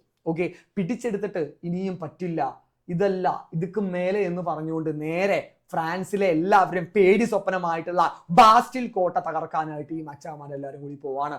അങ്ങനെ എന്താണ് ഫ്രാൻസിൽ ഇവരെല്ലാവരും കൂടി ആയുധമായിട്ട് ചെന്നിട്ട് ബാസ്റ്റിൽ കോട്ട തകർത്തുകൊണ്ടാണ് നമ്മുടെ എന്ത് ആരംഭിക്കുന്നത്, ഫ്രഞ്ച് റെവല്യൂഷൻ ആരംഭിക്കുന്നത്. അപ്പോൾ എല്ലാവരും ഈ കഥ നോർത്ത് സെറ്റാക്കി വെക്കുക. അപ്പോൾ ബാസ്റ്റിൽ കോട്ട എന്ന് പറഞ്ഞാൽ അവിടെ എല്ലാവരും പേടി സ്വപ്നമായിരുന്നു. എല്ലാവർക്കും ഭയങ്കര ഭയമുള്ളൊരു സ്ഥലമായിരുന്നു എന്ത്, ബാസ്റ്റിൽ കോട്ട എന്ന് പറഞ്ഞു കഴിഞ്ഞാൽ. അതായത് പണ്ട് നമ്മൾ ഈ മറ്റേ അമ്മമാര് പറയൂലേ, കോക്കാച്ചി വരോട്ടാ, സീനാനട്ടാ, കോക്കാച്ചി നമ്മളെ പിടിക്കോട്ടാ, ചോറ് കഴിച്ചോട്ടാ എന്ന് പറയൂലേ, അതേപോലെ ആൾക്കാരെ പേടിപ്പിച്ചിരുന്ന സ്ഥലമായിരുന്നു ഏതാ, ബാസ്റ്റിൽ കോട്ട. അപ്പൊ ബാസ്റ്റിൽ കോട്ട തകർത്തുകൊണ്ടാണ് മെയിൻ ആയിട്ട് എന്ത് തുടങ്ങുന്നത്, ഫ്രഞ്ച് റെവല്യൂഷൻ സ്റ്റാർട്ട് ആവുന്നത്. ഓക്കെ, അപ്പൊ കോമൺസ് അത് അങ്ങനെ ചെയ്ത കാരണമാണ് എന്താ ഫ്രഞ്ച് വിപ്ലവത്തിന് ഒരു തുടക്കം വന്നത് എന്നാണ് പറയുന്നത്. അപ്പോൾ ദേ ഇവിടെ എഴുതി വെച്ചിട്ടുണ്ട് ബിഗിനിങ് ഓഫ് റെവല്യൂഷൻ, നമ്മൾ പറഞ്ഞില്ലേ. അപ്പൊ ഫാൾ ഓഫ് ബാസ്റ്റൈൽ അത് ആണെന്താ നമ്മുടെ ഫ്രഞ്ച് റെവല്യൂഷന്റെ മെയിൻ ആയിട്ടുള്ള എന്താണ് ഒരു തുടക്കമായിട്ട് കാണുന്നത്. ഓക്കെ, അപ്പോൾ ഈ ഫ്രഞ്ച് റെവല്യൂഷൻ ആരംഭിച്ച വർഷം എന്ന് പറഞ്ഞു കഴിഞ്ഞാൽ മെയിൻ ആയിട്ട് ഇത് ആരംഭിച്ച വർഷം ജൂലൈ. ഓക്കെ, ജൂലൈയിലാണ് ഇത് ആരംഭിച്ചത്. ജൂലൈ 1789 ഇത് ആരംഭിക്കുന്നത്. ഓക്കെ, ഐ തിങ്ക് ജൂലൈ 14 ആണെന്നാണ് എൻ്റെ ഒരു ഓർമ്മ. ഓക്കെ, ജൂലൈ 14 1789 ഫ്രഞ്ച് റെവല്യൂഷൻ ആരംഭിക്കുന്നത്. എന്ത് തകർത്തുകൊണ്ട്, ബാസ്റ്റൈൽ കോട്ട അല്ലെങ്കിൽ ബാസ്റ്റൈൽ കോട്ട തകർത്തുകൊണ്ട്. അപ്പോൾ മെയിൻ ആയിട്ടേ ഇവിടെ എന്തൊക്കെ സംഭവിച്ചു, violence spread to the French countryside and tax collectors also fell prey to the people's anger. അതായത് ഈ ഫ്രാൻസിൽ പല സ്ഥലങ്ങളിൽ എന്താണ് ഈ കോമൺസ് അടിച്ച് കത്തി കയറി പോവാണ്. അപ്പോൾ ഇവരുടെ കയ്യിൽ നിന്ന് ടാക്സ് കളക്ട് ചെയ്തിരുന്ന കുറേ ടീംസ് ഉണ്ടായിരുന്നല്ലോ. ഇവര് ഈ ഫ്രാൻസിൽ ഈ പറഞ്ഞ തേർഡ് എസ്റ്റേറ്റ്, നമ്മുടെ ഫ്രഞ്ച് നാഷണൽ അസംബ്ലി എന്നറിയപ്പെടുന്ന ഈ കോമൺസിലെ ആൾക്കാരൊക്കെ കൂടി എന്താ ഈ ടാക്സ് കളക്ട് ചെയ്യുന്ന ആൾക്കാരൊക്കെ തല്ലി ചതച്ചു എന്നാണ് പറയുന്നത്. അതായത് ഈ കോമൺസിന്റെ വയലൻസിന് ഈ പറഞ്ഞ ടാക്സ് കളക്ട് ചെയ്യുന്ന ആൾക്കാർ ഇരയായി എന്ന് പറയുന്നുണ്ട്.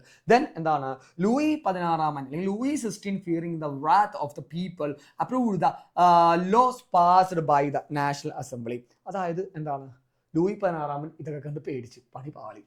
അപ്പോൾ ഈ പറഞ്ഞ നാഷണൽ അസംബ്ലി കുറേ ലോസ് കൊണ്ടുവന്നിട്ടുണ്ടായിരുന്നു. അതൊക്കെ ആര് പാസ്സാക്കി, നമ്മുടെ ലൂയി 16 പാസ്സാക്കി. ആ ലോസ് നമുക്ക് പഠിക്കാം, അതവിടെ നിൽക്കട്ടെ.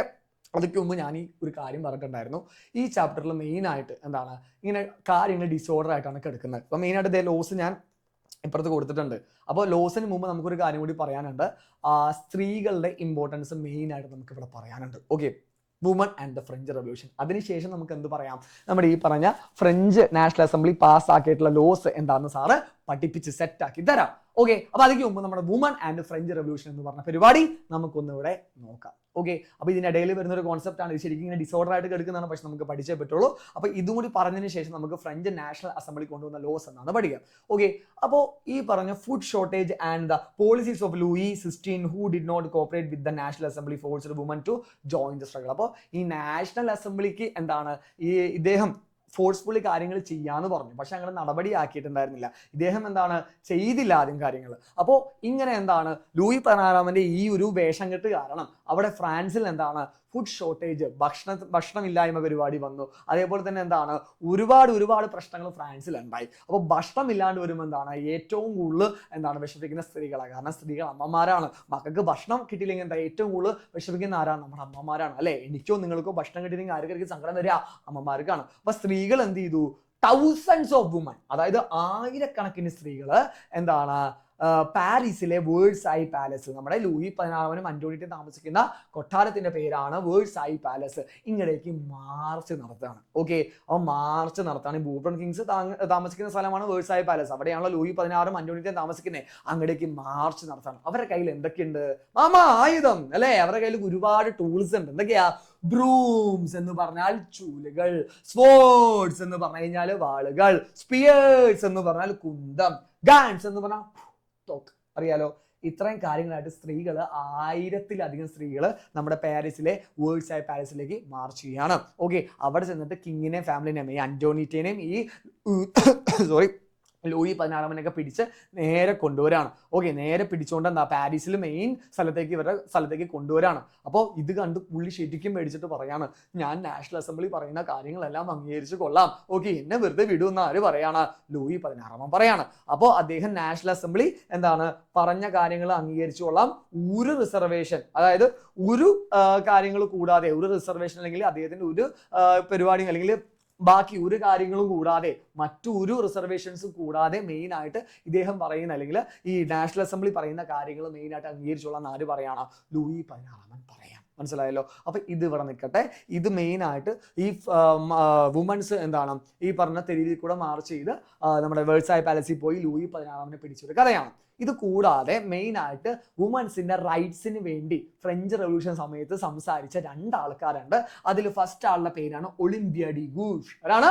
Olympia de Gouges. അത് ആ സ്ത്രീ എന്ന് പറഞ്ഞാൽ അടിപൊളിയായിരുന്നു. കാരണം ഭയങ്കര നാടകത്തിൽ നല്ല രീതിയിൽ എന്താണ് ഒരുപാട് എക്സലൻസ് ഉള്ള സ്ത്രീയാണ്. കാരണം ആ സ്ത്രീ ഒരു പ്ലേ റൈറ്റ് ആയിരുന്നു, അതായത് ഈ പറഞ്ഞ നാടകകൃത്തായിരുന്നു, അതേപോലെ തന്നെ എന്താണ് ഒരു പൊതുപ്രവർത്തകയായിരുന്നു, ആക്ടിവിസ്റ്റ് ആയിരുന്നു. ഓക്കെ, അപ്പോൾ സ്ത്രീകൾക്ക് വേണ്ടി ശക്തമായിട്ട് സംസാരിച്ച ആളായിരുന്നു ആര്?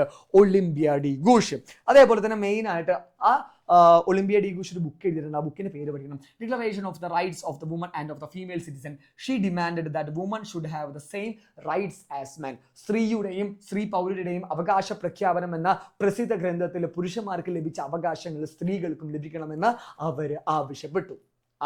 സ്ത്രീകളും പുരുഷന്മാരും എന്താ അവർക്കുള്ള റൈറ്റ്സ് ഈക്വൽ ആയിരിക്കണം, അല്ലെ? ആണോ? ഈ സ്ത്രീകൾക്കും പുരുഷന്മാർക്കും റൈറ്റ്സ് ഈക്വൽ ആവണോ? ഓക്കെ, നിങ്ങളുടെ അഭിപ്രായം ഒന്ന് കമന്റ് ബോക്സിൽ രേഖപ്പെടുത്തൂ. ഓക്കെ, അപ്പോൾ അത് ആവണം, സ്ത്രീകളുടെയും പുരുഷന്മാരുടെ റൈറ്റ്സ് ഈക്വൽ ആവണം എന്ന് ആര് പറഞ്ഞു? നമ്മുടെ Olympe de Gouges. Declaration of the rights of the woman and of the female citizen, അതായത് ആ ഒരു ബുക്കിലൂടെ പ്രധാനമായിട്ടും പറഞ്ഞു എന്നാണ് പറയുന്നത്. ഓക്കെ, സെറ്റ് ആണല്ലോ? ഓക്കെ ആണല്ലോ? അപ്പൊ ഈ പേരൊന്ന് പഠിച്ചു വെക്കുക, ഒളിമ്പിയ ഡി ഗൂഷിന്റെ പേര് പഠിക്കുക. ഓക്കെ, അതേപോലെ മറ്റൊരു സ്ത്രീയുടെ പേരായിരുന്നു മാഡം ജിയാനി റോളൻഡ്. അതായത് സ്ത്രീ സമത്വത്തിന് വേണ്ടി വാദിച്ച മറ്റൊരു വനിതയായിരുന്നു മാഡം റാങ് റോളൻഡ്. ഈ ജീൻ വരുമ്പോൾ റാങ് വരും കേട്ടോ. മലയാളത്തിലും മാഡം റാങ് റോളൻഡ് എന്ന് പറയും, ഇംഗ്ലീഷിൽ ജിയാനി എന്നും പറയും, റാങ് എന്നും പറയും. അപ്പൊ എങ്ങനെ വേണമെങ്കിലും പഠിക്കാം, മാഡം റാങ് റോളൻഡ് എന്നോ ജിയാനി റോളൻഡ് എന്നോ എങ്ങനെ വേണമെങ്കിലും പഠിക്കാം. ഇനി നെക്സ്റ്റ്, അപ്പൊ മെയിൻ ആയിട്ട് ഈ സ്ത്രീകൾക്ക് വേണ്ടിയിട്ട് സംസാരിച്ച 2ാമത്തെ വനിതയായിരുന്നു ആര്? Madam Gianni Roland. അപ്പൊ ജിയാനി റോളൻഡ് എന്തിനൊക്കെ വേണ്ടിയിട്ടാണ് പ്രധാനമായിട്ട് ഫൈറ്റ് ചെയ്തത്? അപ്പോൾ ഈ സ്ത്രീ ഫൈറ്റ് ചെയ്തിട്ട് ഒരുപാട് കാര്യങ്ങൾ കിട്ടിയിട്ടുണ്ട്. 2 കാര്യങ്ങൾ പ്രധാനമായിട്ടും കിട്ടിയിട്ടുണ്ട്. എന്തൊക്കെയാണ്? റൈറ്റ് ടു പ്രോപ്പർട്ടി, എന്താണ് സ്വത്തിന്മേലുള്ള അവകാശം, റൈറ്റ് ടു ഡിവോഴ്സ്, വിവാഹമോചനം. പണ്ട് കാലത്ത് ഫ്രാൻസിലൊന്നും എന്താ ഈ ഡിവോഴ്സ് എന്ന് പറഞ്ഞ പരിപാടി അത്ര ഫെമിലിയർ അല്ലായിരുന്നു. അതേപോലെ സ്ത്രീകൾക്ക് സ്വത്തിന്റെ മേലിൽ അവകാശം ഉണ്ടായിരുന്നില്ല, ഇന്ത്യയിലും ഉണ്ടായിരുന്നില്ല, അവിടെ ഉണ്ടായിരുന്നില്ല. അപ്പോൾ സ്വത്ത് എന്താണ് ആണുങ്ങൾക്ക് മാത്രമുള്ളതായിരുന്നു. അപ്പൊ അതിനു വേണ്ടിയിട്ട് ഈ സ്ത്രീ നല്ല രീതിയിൽ സംസാരിച്ചു, പ്രവർത്തിച്ചു. അതിന്റെ ഫലമായിട്ട് സ്ത്രീകൾക്ക് റൈറ്റ് ടു പ്രോപ്പർട്ടി, അതായത് സ്വത്തിന്മേലുള്ള അവകാശം, റൈറ്റ് ടു ഡിവോഴ്സ്, അതായത് വിവാഹമോചനത്തിനുള്ള അവകാശം, ഇതൊക്കെ നേടിയെടുത്ത സ്ത്രീയുടെ പേരെന്താണ്? Madam Gianni Roland. അതേപോലെ തന്നെ മെന്നിനും വുമണിനും ഈക്വൽ റൈറ്റ് വേണമെന്ന് പറഞ്ഞത് ആരാണ്? മെയിൻ ആയിട്ട് പറഞ്ഞ ആളാണ്? Olympe de Gouges. അതേപോലെ right to property, right to divorce, സ്വത്തിന്മേലുള്ള അവകാശം, വിവാഹമോചനം, ഈ പരിപാടി നേടിയെടുത്ത അല്ലെങ്കിൽ ഈ ഒരു റൈറ്റ് നേടിയെടുത്ത സ്ത്രീയുടെ പേരെന്താണ്? മാഡം ജിയാനി റോളൻഡ് അല്ലെങ്കിൽ മാഡം റാങ് റോളൻഡ്. ഈ 2 പേര് ഞാൻ അവിടെ മാർക്ക് ചെയ്തിട്ടുണ്ട്. ഇത് പഠിച്ചോ എക്സാമിന് ചോദിക്കും, ഇത് പഠിച്ചോ എക്സാമിന് ചോദിക്കും. അതേപോലെ മറ്റേ സ്ത്രീകൾ മാർച്ച് ചെയ്ത കഥ നമ്മൾ പഠിച്ചതാണ്. കുന്തം വാളൊക്കെ ആയിട്ട് പോയി ലൂയി 16 പിടിച്ച കേസൊക്കെ നമ്മൾ പഠിച്ചതാണ്. അപ്പൊ ഇത് സെറ്റ് ആയിട്ട് പഠിച്ചു വെച്ചോ. ഈ റൈറ്റ്സ് മെയിൻ ആയിട്ട് ഈ റൈറ്റ്സിന് വേണ്ടി, ഈക്വൽ റൈറ്റ്സും അതേപോലെ തന്നെ പ്രോപ്പർട്ടി, ഡിവോഴ്സ്, ഈ റൈറ്റ്സിന് വേണ്ടി പ്രവർത്തിച്ച ഈ സ്ത്രീകളുടെ പേര് മസ്റ്റായിട്ട് പഠിച്ചു വെച്ചോ, എക്സാമിന് ചോദിച്ചിരിക്കും. യെസ്, ഇത് എന്റെ ഉറപ്പ്. ഓക്കെ, ഇത് അണ്ടർലൈൻ ചെയ്തു, വെരി ഇമ്പോർട്ടന്റ് ആണ്. ഇനി നെക്സ്റ്റ് നമ്മൾ പറഞ്ഞു നേരത്തെ ഈ നാഷണൽ അസംബ്ലി പാസ്സാക്കിയിട്ടുള്ള ലോസ്, അതായത് റീഫോംസ് അല്ലെങ്കിൽ എന്താ പരിഷ്കാരങ്ങൾ എന്തൊക്കെയാണെന്ന് നമുക്ക് പഠിക്കാം. അത് എന്തൊക്കെയാണ് നമ്മളിപ്പോൾ ഓരോന്ന് പറഞ്ഞു പഠിക്കാനായിട്ട് പോവുകയാണ്. അപ്പോൾ മെയിൻ ആയിട്ട് അവർ കുറെ റീഫോംസ് ഫ്രഞ്ച് റെവല്യൂഷന്റെ ഭാഗമായിട്ട് പാസ്സാക്കിയിട്ടുണ്ടായിരുന്നു. പഴയ കുറെ അലമ്പൊക്കെ മാറ്റി ഇവർ പറയുന്ന പോലെ കാര്യങ്ങൾ വേണമെന്നൊക്കെ പറഞ്ഞിട്ടുണ്ടായിരുന്നു. അപ്പൊ ലൂയി 16 എന്താണ് ഒന്ന് വിരട്ടിയപ്പോൾ സമ്മതിച്ചു കളഞ്ഞു. അപ്പോൾ അങ്ങനെ പാസ്സാക്കിയ റീഫോംസ് എന്തൊക്കെയാണെന്ന് പഠിക്കാം. സോറി. അപ്പോൾ ആദ്യം വരുന്നത് അബോളിഷൻ ഓഫ് സ്ലേവറി. അടിമത്തം നിർത്തലാക്കി. ഇവിടെ അടിമത്തത്തിന്റെ പരിപാടി ഉണ്ടായിരുന്നു, അത് നിർത്തലാക്കി. Then taking away the special powers vested on the nobility, പ്രഭുക്കളുടെ പ്രത്യേക അധികാരങ്ങൾ എടുത്തു കളഞ്ഞു. അവർക്ക് ഒരുപാട് പവേഴ്സ് ഉണ്ടായിരുന്നു, അതിനി വേണ്ട എന്ന് പറഞ്ഞ് എടുത്തു കളഞ്ഞു. Then abolish the tax the people had to pay to the Catholic church, ജനങ്ങൾ കാത്തോലിക്ക സഭയ്ക്ക് നൽകേണ്ടിയിരുന്ന കരം നിർത്തലാക്കി. ആ ക്ലർജി, കാത്തോലിക്ക സഭ എന്ന് പറഞ്ഞപ്പോൾ എന്താ സ്വാഭാവികമായിട്ടും ക്ലർജി വരുമല്ലോ. അപ്പൊ ക്ലർജിക്കാർക്ക് ഈ കോമൺസുകാർക്ക് കൊടുത്തിരുന്ന ഒരു ടാക്സ് ഉണ്ട്, നമ്മൾ ആദ്യം പഠിച്ചിട്ടുണ്ട്, കഴിഞ്ഞ വീഡിയോയിലൊക്കെ പഠിച്ചിട്ടുണ്ട്.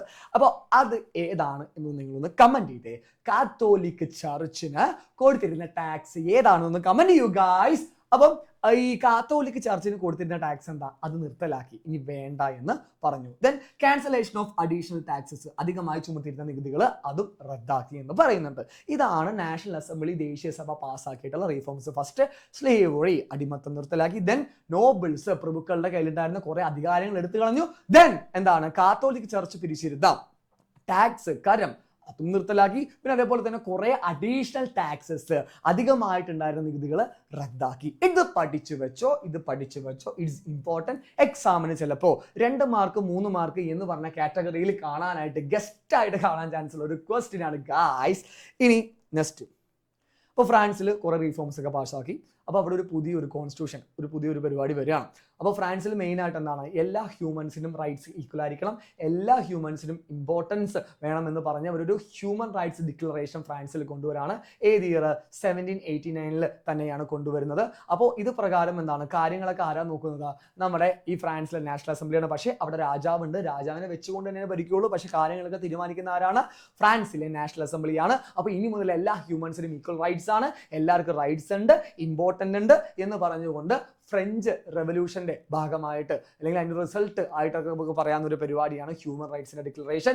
അപ്പോൾ ആ ഹ്യൂമൻ റൈറ്റ്സ് ഡിക്ലറേഷൻ, മനുഷ്യ അവകാശ പ്രഖ്യാപനത്തിലൂടെ എന്തെല്ലാം ഐഡിയാസ് ആണ് കൊണ്ടുവന്നത് എന്ന് നമുക്ക് നോക്കാം. The main ideas in the declaration of human rights of France in 1789 നടന്ന ഫ്രഞ്ച് മനുഷ്യാവകാശ പ്രഖ്യാപനത്തിന്റെ പ്രധാന ആശയങ്ങൾ. Okay, first, men are born and remain free and equal in rights. ഒരു കാര്യങ്ങൾ ശ്രദ്ധിക്കുക, ഇത് ചിലപ്പോൾ നിങ്ങൾക്ക് ആദ്യം വായിക്കുമ്പോൾ കിട്ടിയെന്ന് വരില്ല. അപ്പൊ ഞാൻ പറയുന്ന പോലെ പഠിച്ചാൽ മതി. Okay, men are born and remain free and equal in rights. സ്വതന്ത്രനായി ജനിക്കുന്ന മനുഷ്യൻ തുല്യ അവകാശങ്ങളോടെ സ്വതന്ത്രനായി ജീവിക്കുന്നു, അല്ലെ? അതാണ് ഫസ്റ്റ് പറയുന്നത്. അതായത് എന്താ, മെൻ എങ്ങനെയാണ് സ്വതന്ത്രനായിട്ട് ജനിക്കുന്നത്, അപ്പൊ അവന്റെ അവകാശങ്ങൾ എന്തായിരിക്കണം, അവന് ഈക്വൽ ആയിരിക്കണം എന്നാണ് പറയുന്നത്. അതാണ് ഫസ്റ്റ് പോയിന്റ്. മെൻ എങ്ങനെയാണ് ജനിക്കുന്നത്, ഫ്രീ ആയിട്ട്. അപ്പൊ അവന്റെ റൈറ്റ്സ് എന്തായിരിക്കണം, ഈക്വൽ ആയിരിക്കണം. കഴിഞ്ഞു, ഇങ്ങനെ പഠിക്കുക. Then second point, the aim of all political association is the preservation of the natural and inseparable rights of man.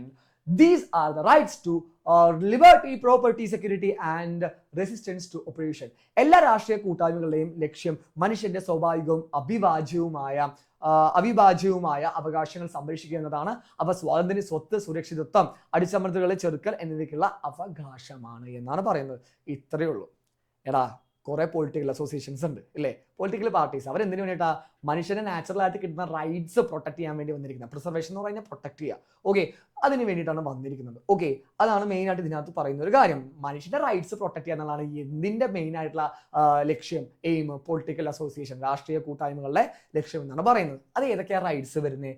Liberty എന്ന് പറഞ്ഞാൽ സ്വാതന്ത്ര്യം, പ്രോപ്പർട്ടി എന്ന് പറഞ്ഞു കഴിഞ്ഞാൽ സ്വത്ത്, സെക്യൂരിറ്റി എന്ന് പറഞ്ഞാൽ സുരക്ഷ, റെസിസ്റ്റൻസ് ടു ഓപ്പറേഷൻ എന്ന് പറഞ്ഞു കഴിഞ്ഞാൽ അടിച്ചമർത്തലുകളെ ചെറുക്കൽ. ഓക്കെ, ഓപ്പറേഷൻ എന്ന് പറഞ്ഞാൽ അടിച്ചമർത്തലാണ്, റെസിസ്റ്റൻസ് എന്ന് പറഞ്ഞു കഴിഞ്ഞാൽ എന്താണ്, ചെറുക്കലാണ്, ചെറുത്തുനിൽപ്പാണ്.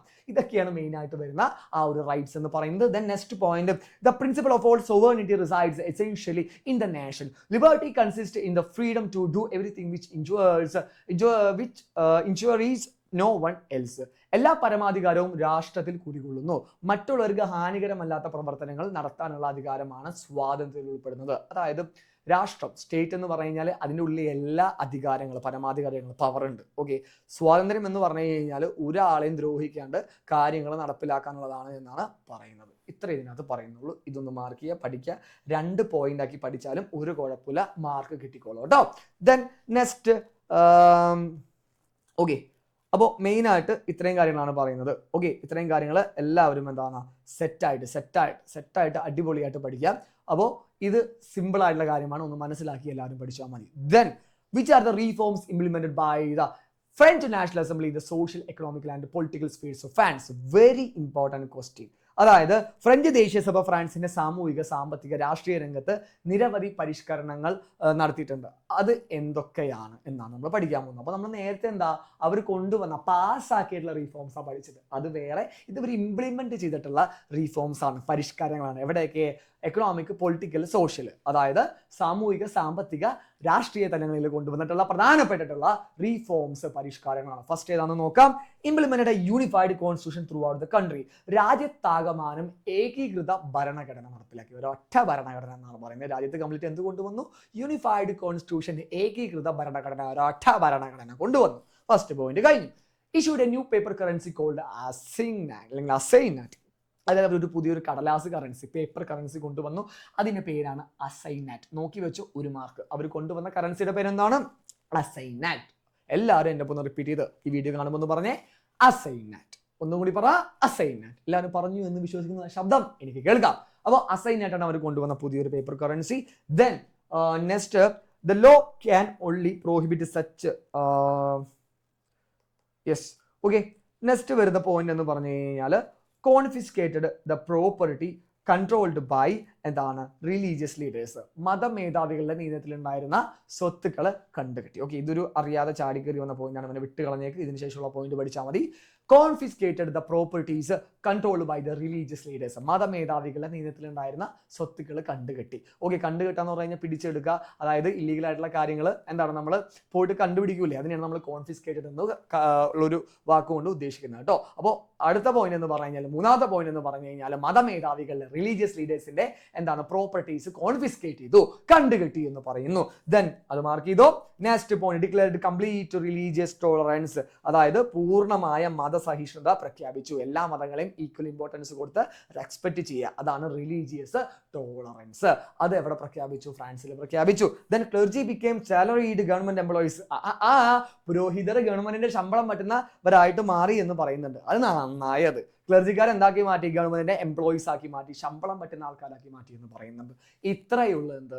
Reforms implemented by the National Assembly in social, economical, political spheres. സാമൂഹിക സാമ്പത്തിക രാഷ്ട്രീയ രംഗങ്ങളിൽ നമ്മുടെ ദേശീയ സഭ പാസ്സാക്കിയിട്ടുള്ള, നടപ്പിലാക്കിയിട്ടുള്ള പരിഷ്കാരങ്ങളാണ് നമ്മളിപ്പോൾ പഠിച്ചിട്ടുള്ളത്. ഇത് പഠിച്ചു വെച്ചോ, ഇത് വെരി വെരി ഇമ്പോർട്ടൻ്റ് ആണ്. ആദ്യം ഒരു കോൺസ്റ്റിറ്റ്യൂഷൻ കൊണ്ടുവന്നു, ഒറ്റ യൂണിഫൈഡ് ആയിട്ടുള്ള കോൺസ്റ്റിറ്റ്യൂഷൻ. ദെൻ ഒരു കറൻസി കൊണ്ടുവന്നു, അതിന്റെ പേര് അസൈനാറ്റ്. ദെൻ എന്താണ്? റിലീജിയസ് ലീഡേഴ്സിന്റെ സ്വത്തുക്കൾ കണ്ടുകെട്ടി. ദെൻ റിലീജിയസ് ടോളറൻസ്, മതസഹിഷ്ണുത പ്രഖ്യാപിച്ചു. ദെൻ എന്താണ്? ക്ലർജിക്കാരെ സാലറീഡ് ഗവൺമെന്റ് എംപ്ലോയീസ് ആയിട്ട് മാറ്റി, അതായത് ശമ്പളം പറ്റുന്ന ഗവൺമെന്റ് എംപ്ലോയീസ് ആക്കി മാറ്റി എന്നാണ് പറയുന്നത്. ദെൻ ഇത്രയും കാര്യങ്ങൾ സെറ്റ് അല്ല ഗൈസ്? സെറ്റ് ആണെങ്കിൽ എല്ലാവരും ഒരു തംസ് അപ്പ് ഇട്ടെ. യെസ്. ഇനി നെക്സ്റ്റ് നമുക്ക് പറയാനുള്ളത് ഗൈസ്, നമ്മുടെ ഫ്രാൻസിൽ എല്ലാവരും പേടിച്ച് വിറച്ചൊരു കാലഘട്ടം ഉണ്ടായിരുന്നു. ഓക്കെ, അത് നമ്മൾ പറയുന്ന ഒരു പേരാണ് റെയിൻ ഓഫ് ടെറർ, ഭീകരവാഴ്ച. അതേപോലെ അതിൻ്റെ ഒപ്പം വന്നൊരു ചേട്ടനാണ് സെപ്റ്റംബർ മെസാക്ക് അല്ലെങ്കിൽ സെപ്റ്റംബർ കൂട്ടക്കൊല. കഥ പോലെ പറഞ്ഞു തരാം. അപ്പോൾ 1792 നമ്മുടെ ഫ്രാൻസിലെ നാഷണൽ അസംബ്ലി മാറിയിട്ട് പുതിയൊരു ഭരണസമിതി വരികയാണ്. അവരുടെ പേരാണ് നാഷണൽ കൺവെൻഷൻ. എല്ലാവരും മാർക്ക് ചെയ്തോ, നാഷണൽ കൺവെൻഷൻ. 1792 ഈ നാഷണൽ അസംബ്ലി, ദേശീയ സഭ മാറിയിട്ട് പുതിയ ഒരു ടീം വരികയാണ്. അവരുടെ പേരാണ് എന്ത്? National convention. അപ്പോൾ ഇവരാണ് ഇപ്പോൾ ഇനി മുതൽ നമ്മുടെ കഥയിൽ ഫ്രാൻസ് ഭരിക്കുന്നത്. അപ്പോൾ അവരെന്താണ്? റിപ്പബ്ലിക് ആണ്. അവർക്ക് റിപ്പബ്ലിക് ആണെന്ന് പറഞ്ഞ് പ്രഖ്യാപിച്ചുകൊണ്ട് നേരെ പോയിട്ട് ആരെ കൊന്നു കളഞ്ഞു? ലൂയി 16 കൊട്ടാരത്തിൽ പോയിട്ട് കൊന്നു കളഞ്ഞു എന്നാണ് പറയുന്നത്. മേരി അന്റോണിയറ്റിനെയും കൊല്ലുന്നുണ്ട്. ഓക്കെ, അപ്പോൾ ഒരു കാര്യം എന്ന് വെച്ച് കഴിഞ്ഞാൽ, ഈ നാഷണൽ അസംബ്ലി ഒക്കെ മാറി കൺവെൻഷൻ ഒക്കെ വന്ന സമയത്ത് ലൂയി 16 ഭാര്യ മേരി അന്റോണിയറ്റിനും കൂടി കുറെ പ്ലാൻസ് നടത്തുന്നുണ്ടായിരുന്നു. ഫ്രാൻസിൽ ഇവർ പിന്നെയും അധികാരത്തിൽ കയറാനായിട്ട് ഒരുപാട് പരിപാടി നടത്തുന്നുണ്ടായിരുന്നു. ഇത് മനസ്സിലാക്കിയത് കൊണ്ടാണ് ഈ നാഷണൽ കൺവെൻഷൻ നേരെ ചെന്ന് ലൂയി 16 കൊന്നു കളഞ്ഞത്. കാരണം എന്താണ്? പണി വരുന്നുണ്ട് അവറാച്ച എന്ന് മനസ്സിലാക്കിക്കൊണ്ട് ലൂയി 16 ഇനി ഉണ്ടായി കഴിഞ്ഞാൽ സീനാണ് എന്ന് വിചാരിച്ചുകൊണ്ട് ആ ലൂയി 16 മേരി അന്റോണിയറ്റിനെ നേരെ ചെന്ന് കൊന്നു കളയായിരുന്നു. അവർ കുറെ പ്രശ്നങ്ങൾ ഉണ്ടാക്കിയാണല്ലോ, അതും ഒരു കാരണമാണ്. അതുകൊണ്ട് കൊന്നു കളയാം. ഓക്കെ, ദെൻ നെക്സ്റ്റ്, ഈ നാഷണൽ കൺവെൻഷനിൽ തന്നെ ഒരു വിഭാഗം ഉണ്ടായിരുന്നു. അവർ വിളിച്ച പേരാണ് ജാക്കോബിയൻസ്. അവരൊരു ക്ലബ്ബായിരുന്നു മെയിനായിട്ട്. ഇവർ ഈ ഫ്രഞ്ച് റവല്യൂഷൻ സമയത്ത് ഉയർന്നു വന്ന ഒരു ക്ലബ്ബാണ്. ഇവർ ഈ നാഷണൽ കൺവെൻഷനിൽ ഉണ്ടായിരുന്ന ടീമാണ്. അപ്പോൾ ഇവർ മെയിനായിട്ട് കുറച്ച് കഴിഞ്ഞപ്പോൾ ജാക്കോബിയൻസ് പിന്നീട് എന്തായിട്ട് മാറി? ഫ്രാൻസിന്റെ ഭരണാധികാരികളായിട്ട് മാറി എന്നാണ് പറയുന്നത്. Okay, set. അതൊന്ന് മാർക്ക് ചെയ്തോ. ജാക്കോബിയൻസ് ആ ഭരണം പിന്നീട് ഫ്രാൻസിൽ പിടിച്ചെടുത്തു. ദെൻ ഈ ഫ്രാൻസിനെ ബ്രിട്ടൻ, ഓസ്ട്രിയ, റഷ്യ പോലത്തെ രാജ്യങ്ങൾ ആക്രമിക്കാൻ വരുന്നു എന്ന് പറഞ്ഞ് അല്ലെങ്കിൽ മുൻകൂട്ടി കണ്ട് അല്ലെങ്കിൽ ആക്രമിക്കാൻ വരുന്നു എന്ന് പറഞ്ഞുകൊണ്ട് ഈ പറഞ്ഞ ജാക്കോബിയൻസ് ഒരു കമ്മിറ്റി ഉണ്ടാക്കി. ആ കമ്മിറ്റിയുടെ പേരാണ് കമ്മിറ്റി ഓഫ് പബ്ലിക് സേഫ്റ്റി അല്ലെങ്കിൽ പൊതുരക്ഷാ കമ്മിറ്റി എന്ന് പറയുന്നത്. സെറ്റാണല്ലോ. അപ്പൊ നാഷണൽ കൺവെൻഷൻ മാറി അവിടുത്തെ അതിനകത്ത് തന്നെ ആൾക്കാരായിരുന്ന നമ്മുടെ ഈ ജാക്കോബിയൻസ് വന്നു. ഈ ജാക്കോബിയൻസ് മെയിൻ ആയിട്ട് എന്താണ് ഈ ഫ്രാൻസിലെ കൺട്രോൾ ഏറ്റെടുത്തു. അവര് ഈ ബ്രിട്ടൻ, ഓസ്ട്രിയ, റഷ്യ നമ്മുടെ ഫ്രാൻസിനെ ആക്രമിക്കാൻ വരുന്നു എന്ന് കണ്ടുകൊണ്ട് കമ്മിറ്റി ഓഫ് പബ്ലിക് സേഫ്റ്റി പൊതുരക്ഷാ കമ്മിറ്റി രൂപീകരിച്ചു എന്ന് പറയുന്നുണ്ട്.